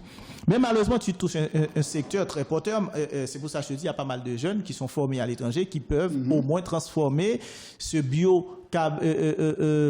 ces détritus-là, ces fatras, en résidus ménagers. Par exemple, les transformer en biocarburant, les transformer en gaz, comment dire, en bio. Bon, il y a pas mal de choses qu'on pourrait faire avec ces éléments-là, mais malheureusement, comme tu dis, les Haïtiens toujours mal en tête. Ils disent, c'est pas moi qui a changé le pays. Donc, ça dit, pour sortir Haïti, nous sortir avec ça en tête. Tu prends un Haïtien de n'importe quel coin d'Haïti, tu le mets dans un avion, tu viens avec en France, tu le lâches à l'aéroport, tu lui donnes une canne à sucre ou bien encore tu lui donnes une bouteille. Il va prendre cette bouteille-là, il va chercher un endroit pour la jeter. Alors qu'il n'a pas été éduqué à jeter quelque chose dans une poubelle. Parce que automatiquement qu'il arrive ici, tu vois, l'environnement, l'espace où il se retrouve, automatiquement, c'est pas automatique qui va fonctionner. Tiens, écoutez, ça c'est mon côté pour me sale, la cherche son côté, mais la fouille l'empoche. Tandis que celui qui arrive de France ou de partout, on fait expérience en tout. Dans l'aéroport, on a dit pour moi, on monte en avion avec mon là. Quand on arrive au Orly Charles de Gaulle, on monte en avion en ligne, puis on fait fil là, puis on a le bras avion. Et puis quand on fait ça arrive à Haïti, fil là, marche par l'immigration, oui, ouais, fil en bas fil. Et au moment où il a passé devant, il a fil en bas fil, il va aller. Tandis que là, on était Miami, ça arrive Miami, New York, il était docile dans fil là, ils suivent l'île, même si l'on met longueur, ils suivent, ils pas devant, ils suivent les dehors jusqu'à ce qu'ils arrivent. Mais Haïti, qu'on fait ça, il veut mettre tout pour nous gailler, filer, pour que nous gonyer, nous dit, ah, nous cherchons Haïti, nous fait ça, nous voulons. Parce que, il y a un problème d'élite, puisque l'élite ne donne pas l'exemple. L'élite ne donne pas l'exemple. Aujourd'hui, regarde ce qui se passe avec l'Espagne. Tu vois que tu sais que le roi d'Espagne, Juan Carlos, est en fuite. Il est en fuite. parce qu'il est accusé de corruption, monsieur prend le palion pour lui. Alors qu'en Haïti, combien de qui mangent l'argent Petro-Caribé, combien de qui mangent l'argent coopérative, combien de qui patauge dans tout problème qu'on a dit là yo, eh bien c'est eux qui pire arrogant, c'est eux qui manquent mon dégâts, c'est eux qui manquent mon respect tout partout, c'est eux qui dou ça yo, c'est eux qui plus belle caille dans Port-au-Prince, c'est eux qui plus gros job là mais c'est eux qui prend promotion. Bien, tu as fait l'expérience des élections en Haïti, tu étais candidat à la présidence. Et raconte-nous un petit peu, comment un Haïtien qui vit en terre étrangère peut devenir candidat à la présidence en Haïti? Rien n'interdit à un Haïtien. C'est pour ça que j'ai préconisé un livre écrit par le docteur Bob. On verra ça tout à l'heure dans les conseils, peut-être. Effectivement. Rien n'empêche à un Haïtien qui vit à l'étranger, un Haïtien qui a la double nationalité, qui a la multicitoyenneté, de se présenter aux élections en Haïti. Pas grand empêche qu'un Haïtien fait ça. Quelles sont les conditions qu'on doit remplir pour se porter candidat? Alors, pour se porter candidat à Haïti, qu'est-ce qui se passe? On te demande quoi? On te demande, pour être candidat à la présidence, il faut être haïtien d'origine. Il y a un article qui dit n'ayant jamais renoncé à sa nationalité. Et c'est ça qui pose problème. Mais je dis à moi, un défi pour le bon mot haïtien que renoncer à la nationalité. Ou pas plus loin. Ok, continue avec condition. N'ayant jamais renoncé à sa nationalité, avoir vécu dans le pays pendant 5 ans. Les 5 années précédant la date des élections. De ces élections. Mais quand on dit 5 années précédant la date de ces élections, qui ça veut dire? Qui ça veut dire? Ça veut dire 5 années avant l'élection. Oui, mais qui ça veut dire? C'est pas ça veut dire 5 années. On parle de question d'impôt. Il faut payer impôt pendant 5 ans. Ça veut dire tout simplement. Ça fait une deal clair pour Mounio. Parce que pas de Haïtien qui vit en Haïti 5 ans, net non. Pas de Haïtien qui vit pas tout next, tout cas madame yo petit tu parler de l'autre boy. Qui est-ce qui est en Haïti 5 ans? Tout les cap diriger nous là. On par exemple là, regardez tout un chef de la police là qui fin fait mandat 3 ans côté. Qui est son palais? Gédéon. Côté. C'est Miami avec madame ni à petite li. Bah lorsque si il y a une élection qu'a fait en Haïti, il a retourné là Haïti, il a fait ceci pendant ce temps même qui dans diaspora qui sont vrais diaspora qui font un travail sérieux, mais comme on lumière rouge. Yo lumière sous nous. Parce que dans diaspora, on dit ah c'est plus faible yo. Bon, finalement, il y a pas plus même sous, puis c'était quand même entrer dans le processus. Monter dans le processus ça parce que tout le monde t'attend pour éliminer. C'est ça tout le monde t'attend que c'est ça. Moi-même moi viens sortir dans l'élection, mais comment me sorti? Donc ils vont entrer d'abord. Non, m'entrer me fait tout parce que me créer un parti politique qui était MUDA à l'époque, parti c'était mouvement disons parti de la diaspora haïtienne. Une fois que moi m'entendais me fait campagne, m'inscrit, mais quand on te parlé dans le processus puis te rejeté ou pas rejeté candidature. Mais 2 jours avant fermeture quand disons période d'inscription, me vinn senti que moi me pas dans élection pour élection, m'aller pour me défendre bruit. Mais là vinn senti que par rapport à ambiance électorale qui te gagné dans moment suite à cette ambiance électorale, moi je me suis dit en tant que avisé, n'oublie pas, je suis un homme avisé et engagé. En tant qu'avisé, je me suis dit mince, est-ce que c'est pas le moment pour faire alliance avec quelqu'un qui est mieux vu, qui a beaucoup plus de projecteurs sur lui, au lieu d'aller comme ça et puis de me faire exécuter plus loin. À ce moment-là, j'avais pas suffisamment de force parce que dans un premier temps, j'avais lancé une sorte de c'est pas une forme de pétition, mais j'avais lancé une sorte d'accompagnement au niveau de la diaspora. J'avais demandé le soutien de 300 000 Haïtiens de la diaspora pour au moins garder mon inscription aux élections. J'avais retrouvé à peu près 5-6 000. Je me suis dit, c'est pas le but de viser. Le but, c'était d'avoir au moins 300 000 Haïtiens sur les 5 millions qu'on nous dit qui sont dans la diaspora. J'avais pas réuni toutes ces personnes-là. Moi, je me suis dit, bon, j'ai fait alliance avec Steven Benoît, qui répondait pratiquement au programme que moi, personnellement, j'avais soutenu. Et bien, avec Steven Benoît, on a fait une conférence. Je dis, écoutez, moi, je me retire. Je soutiens Steven Benoît. Donc, il est en harmonie avec mon programme. Et voilà, nous, on va faire campagne ensemble. C'est à ce moment-là que je me suis retiré. Mais c'était une belle expérience. Malheureusement, nek bon non, c'est l'étape valet terrain. Et me pas ouais comment on te pas le battre nek bon non, Jean que bagaille était fait. Donc, moi, j'avais choisi de me retirer pour moins supporter Steven Benoît. Donc voilà, c'était ça. Voilà, donc je pense qu'on a fait le tour de tous ces problèmes. Bon, tu n'as pas insisté et on va pas non plus continuer à insister sur... Non, mais tu voulais quoi exactement sur... Non, je voulais comprendre pourquoi un homme qui vit en France voulait être président d'Haïti. C'est ça que je voulais comprendre. Moi, je te dis, je vis en France, mais je vis entre les deux pays. Donc il y a la différence. Il y a la différence entre une personne qui vit en France, qui connaît rien de ce qui se passe en Haïti, alors que moi, par année, je suis en Haïti entre 3 ou 4 fois. Je prends en Haïti 3 ou 4 fois par an. Moi aussi. Donc, tu vois. Et pourtant, je ne suis pas candidat. Non, c'est parce que toi, tu n'es pas intéressé à être candidat. Et puis, on n'est pas candidat comme ça. C'est pas parce qu'on veut être candidat. Moi, je ne suis pas candidat parce que je veux être candidat. Je suis quelqu'un qui s'implique sur le terrain. On t'a reproché des choses, et parmi les choses qu'on te reproche, qu'on t'a reproché, c'est de parler au nom de la diaspora haïtienne. Est-ce que tu as mandat pour parler de la diaspora haïtienne? Laisse-moi te dire. Pour parler de mandat, est-ce que quelque part, il y a une organisation pour parler de la diaspora? Non, mais est-ce qu'il y a qui donne une autorisation pour parler de la diaspora? Déjà, il faut qu'on se demande. Est-ce que tu t'estimes suffisamment légitime pour parler de la diaspora? Je suis un diaspora. Je peux parler de la diaspora. Parce que ce que je dis aux gens, tout simplement, Pradel, et c'est cette hypocrisie que les gens n'arrivent pas à comprendre. Ouais, haïtien. On dit c'est une espèce qui... Donc on parlait de où? Non, je parle de l'haïtien en général. Ok. Pas forcément. Moi-même, quand on parle de l'haïtien, on parle de l'haïtien en général. Je dis à regarder Pradel, on m'a parlé là pendant 50 ans. Personne ne parle. Demain, Pradel gagne dans l'auto, il fait 10 millions, il fait 20 millions. Tout le monde dit, ah, son diacre en France, c'est diaspora en France. Automatiquement, on gagne un mandat. On va se comprendre.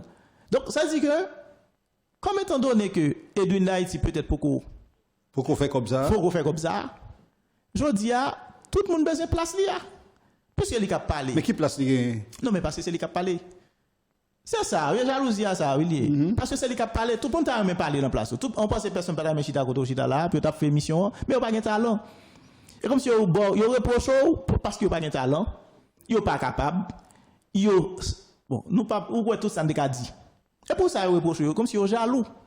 Puisque vous n'avez pas faire ça, vous faire, vous pas le chercher toute étiquette, qui ça va prendre le mandat pour la faire mission sur la communauté. Vous pas le dire tout ça, mais demain matin, vous avez gagné en loto ou bien blanc pour le mettre sous TF1. Alors, vous comprenez, son gros chaîne ici en France, quand font émission, tout n'est pas dit, ici, ou pas j'ai gagné loge pour filmer. Même son gros chaîne là, sur H là. Oui, mais pour même ou pas franchir niveau besoin. C'est 24 heures sur 24, 7 jours sur 7. Oui, mais yo même défendre pour si yo prend émission transparence jodi là, il y a un partenariat avec une grosse chaîne en France, etc. Tout haïtien pas dit sont haïtien monsieur, yo pas l'identifier à haïtien yo. Mais il y a un pile haïtien qui dit je suis haïtien, yo dit ça tout le temps, oui, sont bons haïtiens. Oui, sont bons haïtiens, ça c'est pour souci wap joni. On essaie plus là nous voulons non mais nous voulons retirer dans généralité là. C'est généralité am vle dou. Jodi a même haïtien, jodi a ouais dou. Même son petit dame là qui dans tennis là, l'elle gagne US Open. Tout le monde soit haïtien. Ouais, qui est-ce? Oui, bien sûr, Naomi. Ben, tout le monde c'est haïtien, c'est haïtien. Mais qui était Naomi, je dis à demain matin l'intéressé à faire politique en Haïti. Yo parle de ces japonais, petit fille Chiréa, yo parle de ceci. Ça dit qu'il y a des secteurs pas touchés, c'est la noté depuis tout à l'heure. Depuis on parle de changement, mentalité, changement pays, ça, non, Jean Lab vive, ou sont étrangers? Alors, tu as été candidat à la présidence, tu as créé un parti politique pour être candidat. Et comment on fait pour créer un parti politique en Haïti? Alors, pour créer un parti politique en Haïti, c'est très, très, très compliqué et très difficile. Bien que les gens vous disent, oui, c'est trop facile, il y a trop de partis politiques. Est-ce que c'est parce que c'est compliqué qu'il y en ait autant? Non, c'est pas parce que c'est compliqué qu'il y en ait autant. Parce que le concept, oui, mais le concept de partis politiques, c'est comment on comprend les partis politiques, c'est différent. On vit pas les partis politiques en Haïti comme on vit les partis politiques à l'étranger, ici en France par exemple. En Haïti, les gens suivent un parti, c'est parce que derrière, ils attendent quelque chose de ce parti-là. Ils adhèrent pas à un parti parce qu'ils veulent aider le parti à avancer. Non. Mais comment créer un parti déjà? Donc, pour créer un parti politique, voilà ce qu'il faut. Ça dépend de ce qu'on veut créer. Si on veut créer un parti, par exemple, qui va travailler dans un cadre, dans un département, on peut créer un parti départemental. Mais si on veut créer un parti national, il y a autre chose. Tu vois ce que je dis? Un parti, moi j'ai créé un parti à vocation nationale. Pour créer un parti à vocation nationale, que demande le ministère de la Justice? Parce que quand on crée ce parti, il faut déposer tout ce dossier au niveau du ministère de la Justice. Eh bien, on demande quoi? Il faut être haïtien d'origine, comme dit. C'est les personnes qui vont adhérer ou bien qui vont constituer ce qu'on appelle les membres fondateurs. Il faut 21 membres fondateurs. Sur ces 21 membres fondateurs, il faut que dans 4 au moins détiennent ce qu'on appelle des impôts, ça s'appelle impôt sur les revenus à jour. Donc, cette personne déclare ses revenus à jour dans le pays. Donc, il faut au moins 4. Ensuite, il faut avoir son certificat de bonne vie et mœurs. Il faut avoir son casier judiciaire. Il faut avoir ce qu'on appelle les statuts. Il faut avoir son casier judiciaire vierge. Vierge, oui, vierge. Et non, il ne doit pas vierge. Mais il faut qu'on pas condamné. C'est ça qui est. C'est pas casier vierge. C'est pas grave parce que combien de nègres là qui étaient dans prison et pour sous scène politique là. Puis il faut qu'il qui président là, puis il faut ça dit que c'est avoir son casier judiciaire, il n'a jamais été condamné à une cause affective ou infamante. C'est ça, c'est là où c'est problématique. Après, il faut résider. Il faut avoir ce qu'on appelle son certificat de résidence. Et ensuite, il faut les statuts du parti. Il faut une coordination nationale. Donc, c'est-à-dire qu'en Haïti, on a 10 départements, alors qu'on a toujours tendance à parler de 11e département. La diaspora n'est pas reconnue. Donc, sur les 10 départements, il faut avoir une coordination. Donc, un coordonnateur pour chaque département. Et après, derrière tout ça, donc on parle de les 21 membres à jour de leur dossier. Et puis après, il faut produire au moins 5 à 6 000 membres adhérents pour ce parti-là. Donc, il faut aller trouver ces 6 000 adhérents dans l'ensemble du pays avec leur NIF, c'est ce qu'on appelle, disons, plutôt ce qu'on appelle le CIN.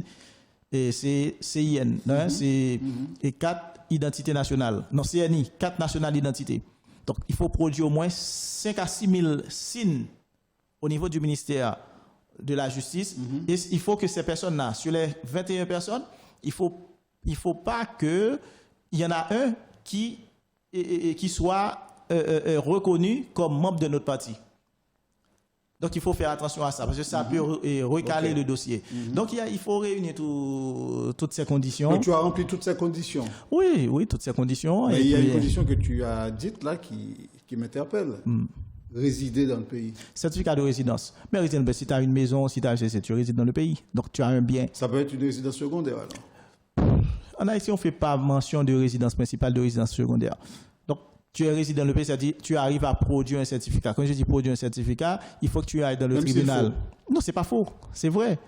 Mais si Edwin d'Haïti vit en France avec sa famille, comment peut-il résider en Haïti pour créer un parti? Non, mais c'est ce que je te dis. C'est ça la différence. Comment si j'ai un bien dans le pays, qui paye ses impôts? Moi, je paye mes impôts en Haïti. Donc ça veut dire que tu résides dans le pays. C'est pour ça que je te dis, c'est ça la différence. C'est les impôts. Quand est-ce que tu as payé tes impôts la dernière fois? Cette année. Combien tu as payé? Est-ce que j'ai les chiffres en tête? Non, ce n'est pas à peine de les chiffres. C'était juste pour savoir. Donc, on va pas rentrer dans les chiffres. C'est une façon pour te dire, moi, je continue à payer mes impôts en Haïti. Donc, c'est-à-dire que si on me propose, par exemple, un poste de ministre, un poste de ceci, c'est pas à ce moment-là que je vais payer les 5 ans. Ah, c'est ça la différence. Alors qu'on connaît pas mal de ministres, c'est au moment de leur nomination qu'ils vont à la DGI et puis ils payent en une seule fois les 5 à 10 ans qui sont demandés. Ouais. Tu as créé ce parti, tu as été candidat avec ce parti, MUDA. Alors, j'ai démissionné de ce parti. Tu as démissionné de ce parti que tu as créé. J'ai créé un autre parti. Donc, tu quittes un parti pour aller créer un autre. Un autre, voilà. Alors, tu connais tous les débats que j'avais avec MUDA. Non, je ne sais pas. Oui, mais tu sais que j'étais emprisonné. On en a fait une émission déjà avec l'émission Boulevard du Compas. On a déjà fait pas mal d'émissions là-dessus. On est de transparence, là. Oui, mais pour te dire que j'ai eu pas mal de débats avec ce parti. Finalement, j'ai accepté de démissionner. De démissionner pour créer un autre parti avec mes visions avant. Est-ce que ce parti-là, MUDA, existe toujours? Je ne sais pas. Il est toujours là, c'est sûr qu'il est là toujours là, parce que je ne suis pas en contact avec le responsable. Steven Benoît est toujours dedans? Bon? Steven Benoît? Non, Steven Benoît n'était pas de MUDA. Donc tu avais fait alliance avec lui? Ça dit quand tu fais alliance. Steven Benoît avait son parti. Ok.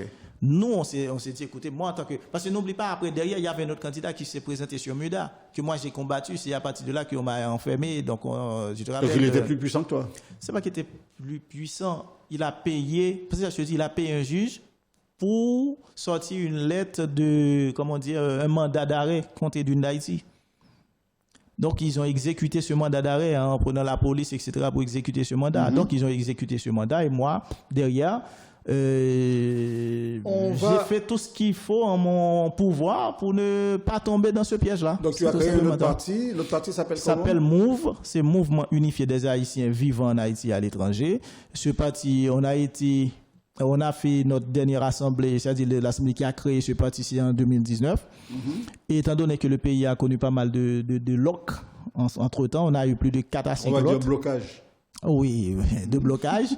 Et pour finalement, on a déposé les papiers au mois de juillet. Donc, le mois de juillet dernier, 2020, on a déposé les documents, donc tous les papiers qui satisfont ce que demande le ministère de la Justice. Et tu crées ce parti pour pouvoir être candidat aux prochaines élections présidentielles? Pas forcément, et je ne suis pas président de ce parti, je suis vice-président. Alors, c'est un parti politique qui prône ce qu'on appelle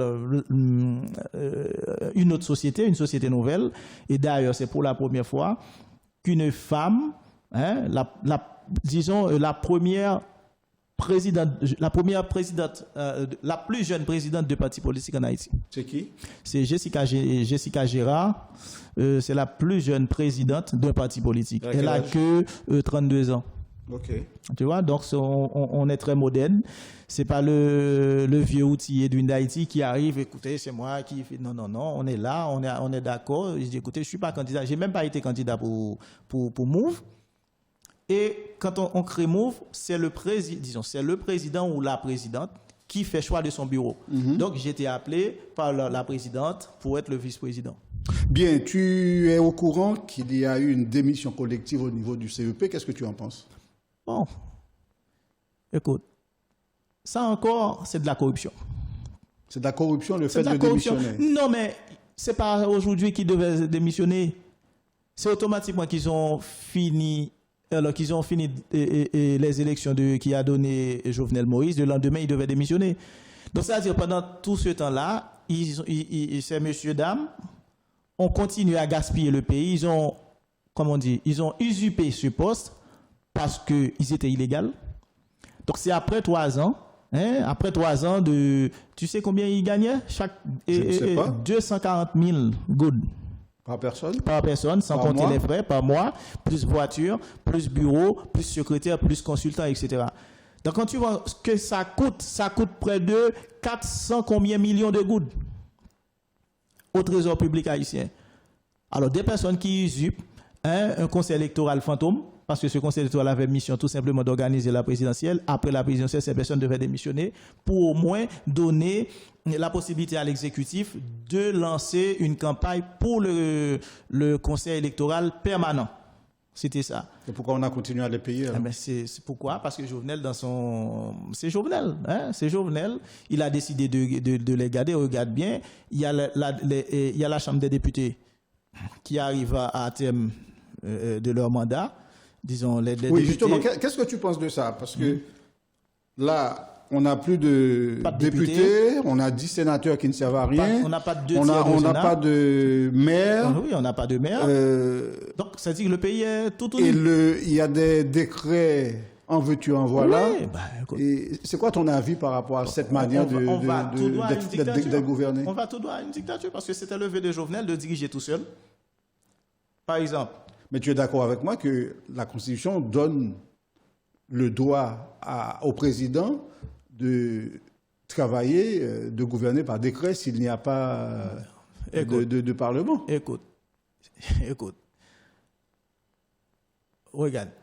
On est en Haïti. C'est une question qui est posée systématiquement dans cette émission. Oui, mais le président avait pour mandat Ce n'est pas le président qui organise des élections. Le président n'organise pas des élections.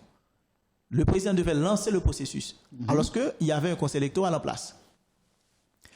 Ça dit pendant tout ce temps, il n'a pas organisé avant que ces députés partent en vacances.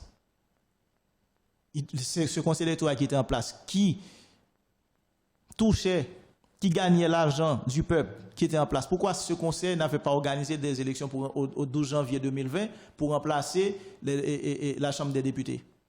Pourquoi ce même conseil électoral qui était là, qui en 2018, lorsque le président avait fait ce qu'on appelle un compromis politique avec les 10 premiers sénateurs, donc Don Cato, il avait accepté de les prolonger jusqu'à 2020, alors que ces 10 sénateurs, leur mandat était arrivé à terme. Donc, pourquoi le conseil électoral n'avait pas organisé des élections pour ces personnes-là? Donc, jusqu'à ce qu'on renvoie les 2/3 au 12 janvier, et c'est à ce moment-là qu'on voit le conseil électoral démissionne. Pourquoi? C'est parce qu'il y a anguille sur roche. Il faut comprendre que le matin, le président était au Palais national avec ses membres du conseil électoral. Étant donné que le président c'est un président qui fonctionne pour lui et pas lui seul, eh bien, ces personnes voient que le président allait leur piéger, mais qu'est-ce qu'ils ont fait? Eh bien, de commun accord, ils acceptent de démissionner. C'est parce que plus devant, le président allait organiser une élection pour lui-même. Donc, il voit le piège, il démissionne. Pourquoi organiser des élections pour lui-même? Écoute, il contrôle le conseil électoral. Il contrôle tout le monde. Mais il ne peut pas être candidat? Non, mais écoute, il ne peut pas être candidat, mais et son poulain? Mais c'était pour... C'est qui son poulain en ce moment? Non, mais il n'a pas de poulain, c'est son maître. C'est son maître. Je parle de Martelly. Donc Jovenel allait organiser les élections pour que Martelly puisse gagner. Mais c'est là, Jovenel, il est malin. C'est là, Jovenel, il est malin. Il a pour devoir de retourner le pouvoir à Joseph Martelly, mais à ce qu'il paraît, Jovenel a son projet à lui. Jovenel, peut-être, c'est pour ça que tu vois, Martelly, il était à Miami. Il est rentré tout de suite en Haïti. Quand? Dernièrement. Suite à la démission? Oui, il est rentré tout de suite. Parce qu'il y avait anguille sur roche. Donc Jovenel a un autre plan. Et comme Martelly est au courant de cet autre plan, il est rentré à Port-au-Prince pour moi faire comprendre à Jovenel, attention petit papa, pas jouer à sérieux non, c'est moi qui mets au côté là. Ou gagne on dette en vem. Donc si vous pas voulez faire ça me faire mais ça qu'a privé. Est-ce qu'il y aura des élections? Non. Il n'y aura pas d'élection en Haïti? Il n'y aura pas d'élection, mais on va tout droit à ce qu'on appelle... Moi, c'est pas ce que je souhaite. Moi, je veux bien que... Quand on bêtise que Jovenel fait, mais c'est sa constitution haïtienne, non? Des fois, le plein problème là-dedans, on ne peut pas comprendre. Comment capable de sénateur à l'élection, député à l'élection, mandat est fini, il y a la caillou. Mais si le président a le pouvoir, pourquoi ça ne pas nommer peut-être des sénateurs, comme des intérimaires, des députés intérimaires? Il était qu'à nommer tout.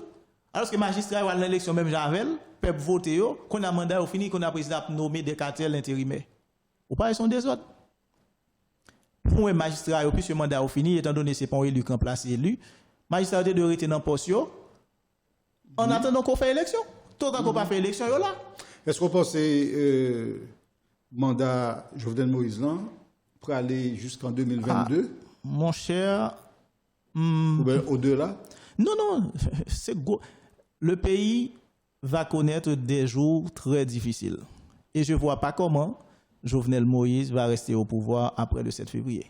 Quel 7 février? Février 2021. Son mandat arrive à terme le 7 février 2021 parce que les élections ont été enclenchées. Son mandat arrive à terme le 7 février 2021. Pour respecter le temps constitutionnel. Il y a ce qu'on appelle le temps constitutionnel. Les dernières élections, c'était en juillet 2015. C'est-à-dire, on organisait les élections en juillet 2015. Le président devait entrer en fonction le 7 février 2016. Il n'y a pas eu d'élection parce que l'opposition a contesté ces élections-là. Eh bien, on a pu organiser ces élections jusqu'en 2016, fin 2016, et le président est entré en fonction en 2017. Mais que dit la Constitution? Je n'ai pas l'article en tête, mais c'est dit que pour respecter le temps électoral, le président rentre en fonction le 7 février après l'organisation des élections. Et si ce n'est pas le cas, peu importe il est entré en fonction, le temps électoral court, là où ça a commencé jusqu'à la date butoir. Donc c'est l'addition de 2015 à 2016, à 2021, ça fait 5 ans. 2016 Tout plus est 5. une question d'interprétation maintenant. Oui, mais c'est ça le problème avec notre Constitution. On n'est pas là pour interpréter la Constitution. On est là pour appliquer la Constitution. Malheureusement, la Constitution haïtienne a des défauts. On n'a pas des lois d'application. Donc, puisque les lois d'application font défaut, et qui sont là pour faire ou bien pour produire ces lois d'application, c'est la Chambre des députés, c'est plutôt le Sénat. C'est au Sénat, c'est à la Chambre des députés de. Est-ce que tu penses que les 10 sénateurs qui sont encore en place devraient fonctionner normalement? Mon cher, je vais te donner un scoop. C'est parce que je suis devin, mais ça va se passer comme sur Privé. Et là. C'est-à-dire? Qu'est-ce qui s'est passé sur Privé? Quand Matéli a laissé le pouvoir, Privé était président du Sénat. Ils s'organisent pour que Privé gagne. Parce que tu sais, c'est le Sénat qui avait organisé. Il y avait un parlement à l'époque. Oui, mais il y a toujours pas. Il y a un Sénat. Non, il n'y a pas de Sénat. Le Sénat est censé avoir 19 personnes. Non, ce n'est pas l'Assemblée, non. Il y a une différence entre l'Assemblée nationale. L'Assemblée nationale, c'est la réunion des deux chambres. Mais là, il y a le Sénat. Le Sénat n'est pas complet? Non, peu importe complet ou pas complet. 10, ça ne veut rien dire. 10, ça représente le 100% du Sénat. Alors, qu'est-ce qu'ils ont fait? Qu'est-ce que ces 10 sénateurs ont fait depuis qu'il n'y ait plus de députés et que les autres sénateurs ne sont plus là? Qu'est-ce qu'ils peuvent faire alors que c'est surtout des partisans du président? Mais comprends bien. Non, est-ce qu'ils ont travaillé? Rappelle-toi, avec Michel Matéli, qu'est-ce qui s'est fait? C'est 6 sénateurs qui étaient bloqués, Michel Matéli. Qui fait pas de café, ça le fait? Mais il y avait un parlement. Mais c'est 6. C'est 6 là-dedans, qui te fait le patrivé, non, fait ça le besoin faire. Finalement, on n'a pas touché tous les problèmes du pays dans cette émission, et Dieu seul sait qu'il y en a. Et c'est peut-être parce qu'ils sont trop nombreux, quoi.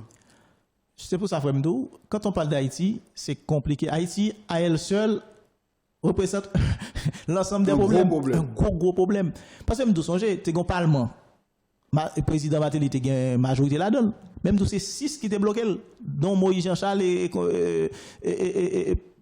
qui est encore, ou on rappelons, ça là, Jean-Baptiste Bien-Aimé, et Moïse Jean-Charles, et Pasteur, et encore, mais il y était aussi 6 sénateurs qui étaient bloqués Matéli. Je pense qu'il est temps de mettre fin à cette émission. Évidemment, cette émission ne peut pas se terminer sans Transquiz, bien sûr. Le Transquiz, c'est juste après cette petite pause. À tout de suite. Oui, mais li papa. Gi moun qui pas de quoi dans caravane nan. Gi l'autre même, yo te gen doute de caravane nan, est-ce qu'il est capable bay lumière 24/24 vrai? Qu'on y a, pas fin dim que tri te ka bay courant ni pour faire songer nem. Caravane changement lumière te fin di la bay courant et li kembe mol. Qu'on y a, caravane nan, li vini avec une autre formule pour nous couper blackout avec chalet net en Haïti. Qui gen là-dedans? Yon réfrigérateur 8 cubes, c'est-à-dire 44 cm de largeur et 83 cm de hauteur. 3 panneaux solaires de 250 watts, un inverteur de 2000 watts, 2 batteries gel de 100 ampères et un régulateur de 30 ampères. Et puis, belle bagaille là, livraison avec installation gratis, ti chéri, depuis pas dépasser 60 km. Et puis, toute bagaille ça yo, pour un petit crasse l'argent. 2050 € seulement. Mais courant 24/24 là, mais bon caravane lumière.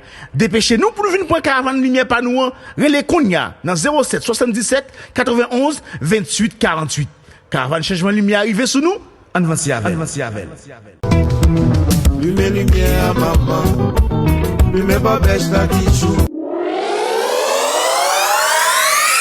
Spécialiste de la délicieuse cuisine haïtienne, Ozanana est le point de convergence des goûts créoles et caribéens. Dans un tout nouveau cadre très agréable et avec une ambiance plus que conviviale, Ozanana vient de lancer le buffet à volonté midi, soir et week-end. Entre tasso cabri, griot et poisson gossel, mon cœur balance. Chez Ozanana, c'est l'ambiance musicale live avec artistes, animation DJ et karaoké tous les week-ends. Service traiteur et salle pour tous vos événements. Ozanana 68 rue Édouard Vaillant, Le Bourget. Info Ereza 06 11 63 04 17 09 52 50 49 30. Ozanana, l'accueil est toujours très chaleureux. Nous revenons avec cette émission Transparence pour continuer bien sûr avec cette fois-ci le Transquiz. Et Edwin d'Haïti, je sais que tu regardes Transparence. Maintenant, tu sais exactement ce que c'est que le Transquiz, n'est-ce pas? Oui, pratiquement, c'est... 3 questions. C'est 3 questions. 3 questions qui n'ont pas forcément grand-chose à voir avec le sujet du jour. Donc, le Transquiz, est-ce qu'on a le logo? On y va tout de suite, on montre. Voilà, le logo de Transquiz pour vous dire que 3 questions vont être posées à notre invité, des questions aléatoires qui n'ont rien à voir avec le sujet qu'on a traité aujourd'hui, et il va falloir qu'il réponde. Il n'a pas droit au joker, puisque Michel Marchand m'avait demandé s'il y avait un joker dernièrement. Évidemment, je lui ai dit non. Et pour toi non plus, il n'y a pas de joker. Est-ce que tu es prêt? Oui. Toujours. Première question. Peux-tu nous citer 3 plats qui font la renommée de l'art culinaire haïtien?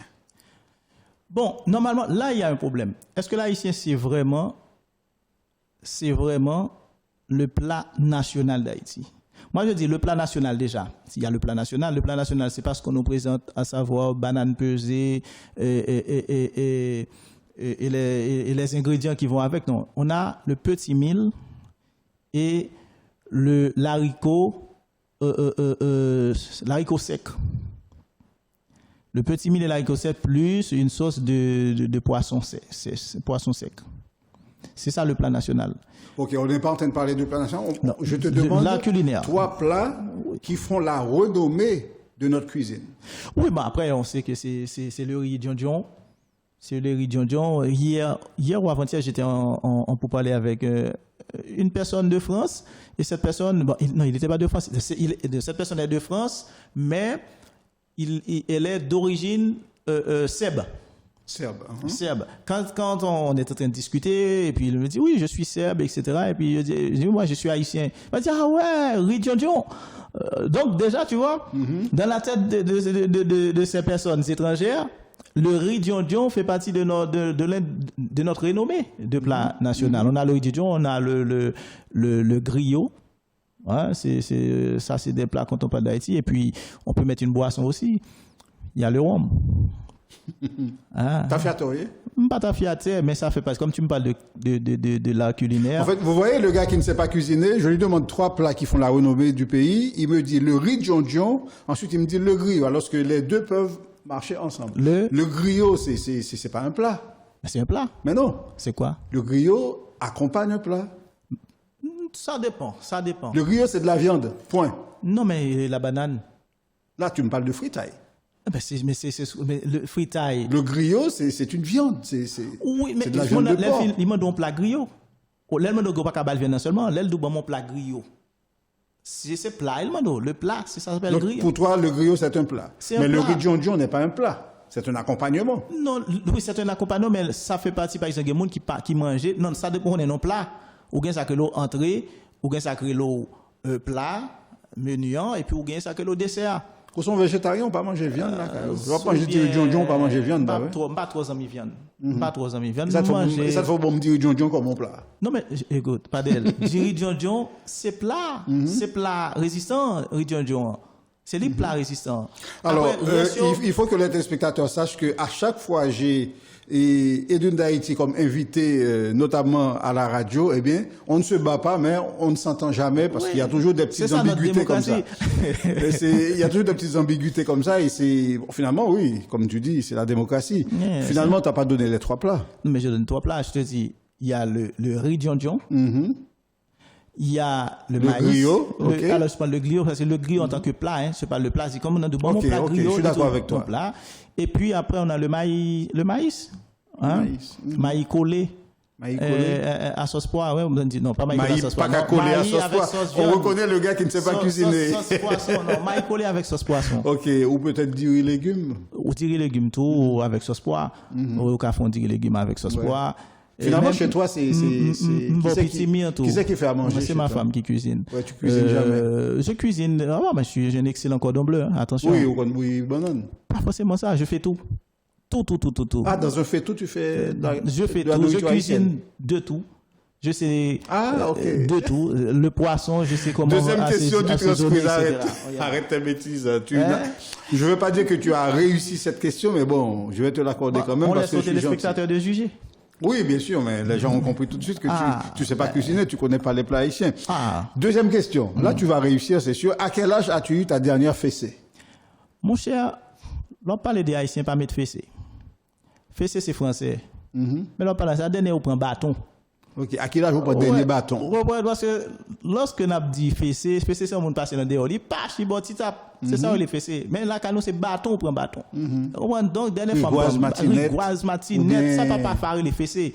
Tandis que c'est bâton. Ou fouette. Ah oui, tout ça dépend d'instruments utilisés. Il faut poids Congo. Ça au jeune sur la mer. Cab, combelon, ça au jeune. Non, ça va le moyen. Parce qu'on a dit, m'pral maillon. C'est pour ça, par exemple.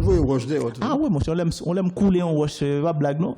Ça, c'est la satiété pour me taper. Moi, parce que mal fait cheveux, et puis me décider, les m'a fait cheveux. Non, me fait pipiti, comme ça.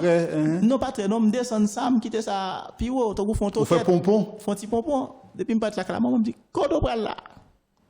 Il dit, par contre, ça passe un saleté pour une bouteille qui côté là. Gaspiller comme l'ambo, comme pour faire tout. Ou bail comme là, et pour quitter cheveux. Filer, tout de suite, me courir mal faire retirer.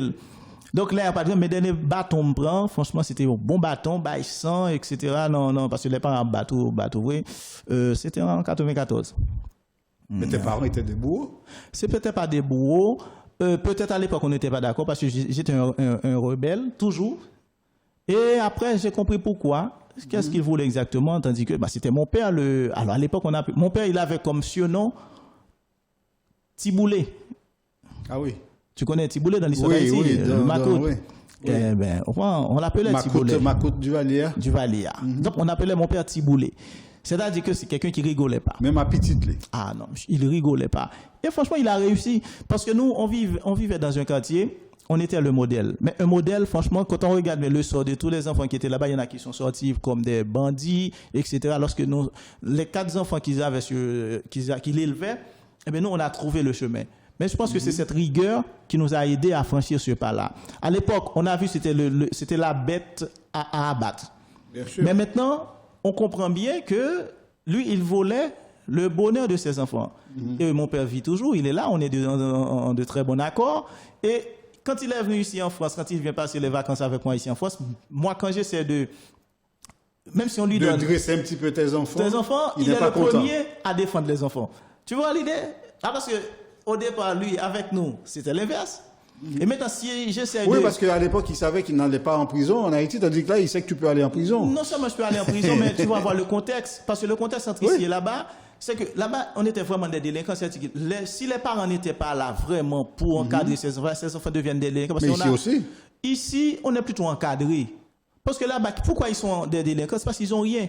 Ils n'ont rien comme possibilité. Ils n'ont pas de pack de jeu. On n'a pas vraiment une économie qui fonctionne. Donc, c'est plus facile pour un enfant de tomber dans n'importe quoi en Haïti. Alors que ici, l'enfant a tout.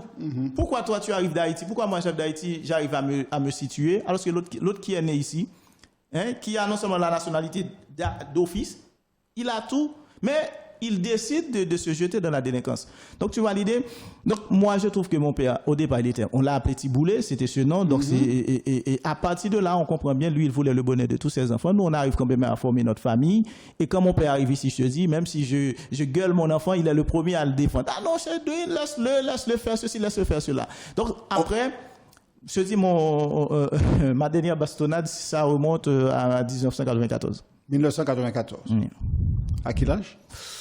J'étais en seconde, j'avais quel âge? 15, à peu près 15-16 ans.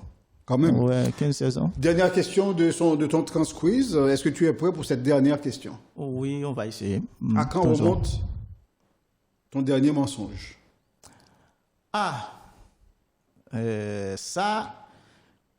Tu sais, parfois le mensonge est une vertu. On dit la vérité blesse. Donne-moi une date. À quand remonte ton dernier mensonge? Non, j'ai pas la date en tête parce que ça j'ai pas. Franchement, j'essaie de réfléchir à cette question. Ça fait combien de minutes que... Non, je suis quelqu'un de franc. Tu veux dire que tu n'as pas menti dans cette émission? Non, j'ai pas menti dans cette émission. Non, okay. Non, je suis franc. Tout ce que je dis le dis de mon. Après, je peux faire des réserves. Tu vois, je peux faire des réserves. Tu peux donner des contre-vérités. C'est pas des contre-vérités. Je peux oublier de dire la vérité. Je peux choisir d'adoucir certaines vérités. C'est-à-dire de ne pas trop durcir la vérité. Parce qu'on peut durcir la vérité. C'est pour ça qu'on dit la vérité blesse. Ouais, je peux essayer de brosser la vérité pour ne pas être en affront avec la personne. Mais c'est pas un mensonge. Tu n'as toujours pas répondu à ta dernière question. À quand remonte ton dernier mensonge? J'ai pas la date en tête parce que donc tu ne mens pas souvent alors? Non, c'est pas dans mes caractères de mentir. Très bien. Parce que je suis un brave. Le transquiz donc de Edwin est terminé. Les questions c'était peux-tu nous citer 3 plats qui font la renommée de l'art culinaire haïtien, on va dire. Il est passé limite. La question à quel âge as-tu eu ta dernière fessée, c'était en 1994. Et puis la question à quand remonte ton dernier mensonge? Eh bien, son équipe pas contre bail menti facile. Non. Et il dit pas même qu'à songer qu'il est le bail dernier menti. Même songer. Donc quand tu rencontres quelqu'un, tu dis et comment ça va? Tu te soucies vraiment de alors, viens direct. De la personne. Viens direct. de quoi tu parles? Voilà, ainsi se termine cette partie Transquiz. On va terminer avec cette rubrique que vous connaissez tous, bien sûr. Est-ce que tu sais quelle rubrique qui arrive là, dans cette émission? Non, c'est pour les livres. Oui, tout à fait. Les conseils de lecture. Pourquoi? Parce que nous voulons que nos téléspectateurs lisent. Parce que quand on lit, on s'embellit, on embellit son esprit, on avance, on progresse intellectuellement et je pense que c'est très très important. Peu importe ce que vous lisez, il faut absolument lire. C'est la raison pour laquelle nous demandons dans cette rubrique conseil de lecture à notre invité du jour de donner un ou des conseils de lecture à nos téléspectateurs. Ok. Un bouquin, un article technique, ça peut être Boyo Magazine, mais il faut donner au moins un. Sinon, des conseils de lecture à nos téléspectateurs. Parce que moi, tu sais bien, je travaille beaucoup sur l'identité culturelle. Moi, je cherche l'haïtien authentique. C'est pour ça que tous mes travaux, disons, résident dans tout ce qui a trait à la recherche de mon identité. Donc, c'est pour ça, personnellement, les livres que je vais prodiguer, que je vais conseiller aux gens, ça va être en étroite équation avec en quoi je crois personnellement. Alors, on t'écoute. Quels sont ces conseils? Donc, bon, l'idée, moi, je travaille actuellement sur l'haïtien, comme je dis, l'haïtien authentique. On nous a beaucoup parlé de les grands courants politiques. L'émission est terminée. On va faire des discours là. Il faut juste donner des conseils. Je lire l'histoire des grands courants de la pensée politique. L'histoire des grands courants de la pensée politique, c'est un livre qui parle de beaucoup de choses. Et c'est édité par Jean-Jacques Rénal. On a l'image sur l'écran effectivement.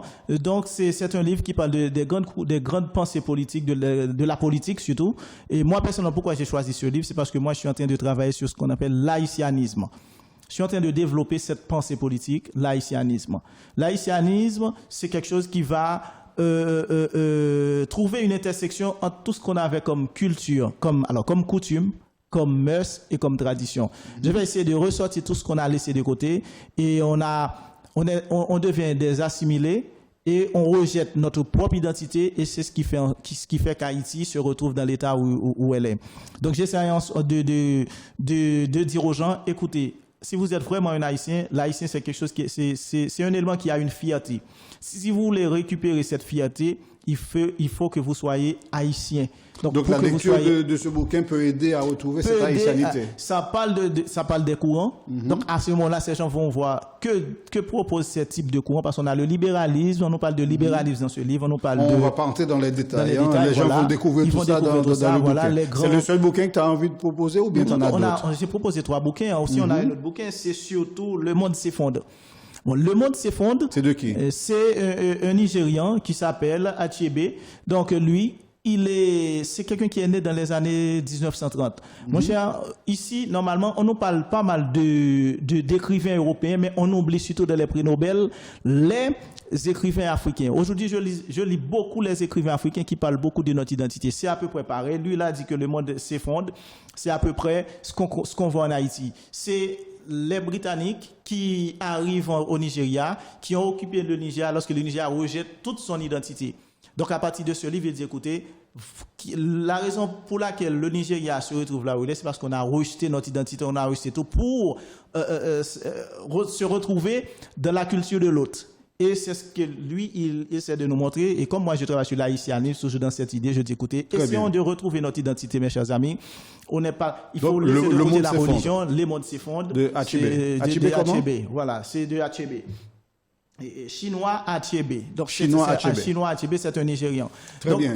Puis le troisième livre que je propose, alors ça, c'est ce qui nous concerne parce que tu m'avais posé la question, qu'est-ce qui fait en sorte qu'un Haïtien qui vit dans la diaspora peut décider d'aller en Haïti et se porter candidat à la présidence? Eh bien, on a un livre qui parle de cela et c'est du docteur Bob Rousseau. Lui, il est un Haïtien, il vit à Miami. On est très proche parce qu'avec lui, on a créé ce qu'on appelle l'Université Edwin d'Haïti. C'est quoi donc la faculté de l'université. Rien n'empêche, rien n'empêche à un Haïtien, la Constitution haïtienne n'empêche à un Haïtien de la diaspora de se porter candidat à la présidence. C'est le bouquin qui est en 3 volumes, c'est ça? C'est ça. C'est un seul volume pour le moment. Sauf que dans la photo, il y avait 3 bouquins. Les gens peuvent retrouver ce livre. Ces livres-là sur Amazon, sur Amazon, sur d'autres plateformes numériques, soit vous achetez le bouquin en version poche ou en version livre. Donc c'est à vous de choisir. Moi, je pense qu'il faut retrouver cette identité nationale et culturelle, cette identité de soi-même, parce qu'aujourd'hui l'Haïtien, il est rien, il représente rien, et je pense qu'il faut faire l'effort de se retrouver. De retrouver cette authenticité qu'on avait autrefois. Très bien, je te remercie Monsieur Edwin d'Haïti d'avoir accepté notre invitation et merci à vous tous téléspectateurs qui avez regardé cette émission Transparence. Je vous donne rendez-vous la semaine prochaine, évidemment pour une nouvelle émission. C'était Pradel Saint-Fleur avec vous pour Transparence. À très bientôt.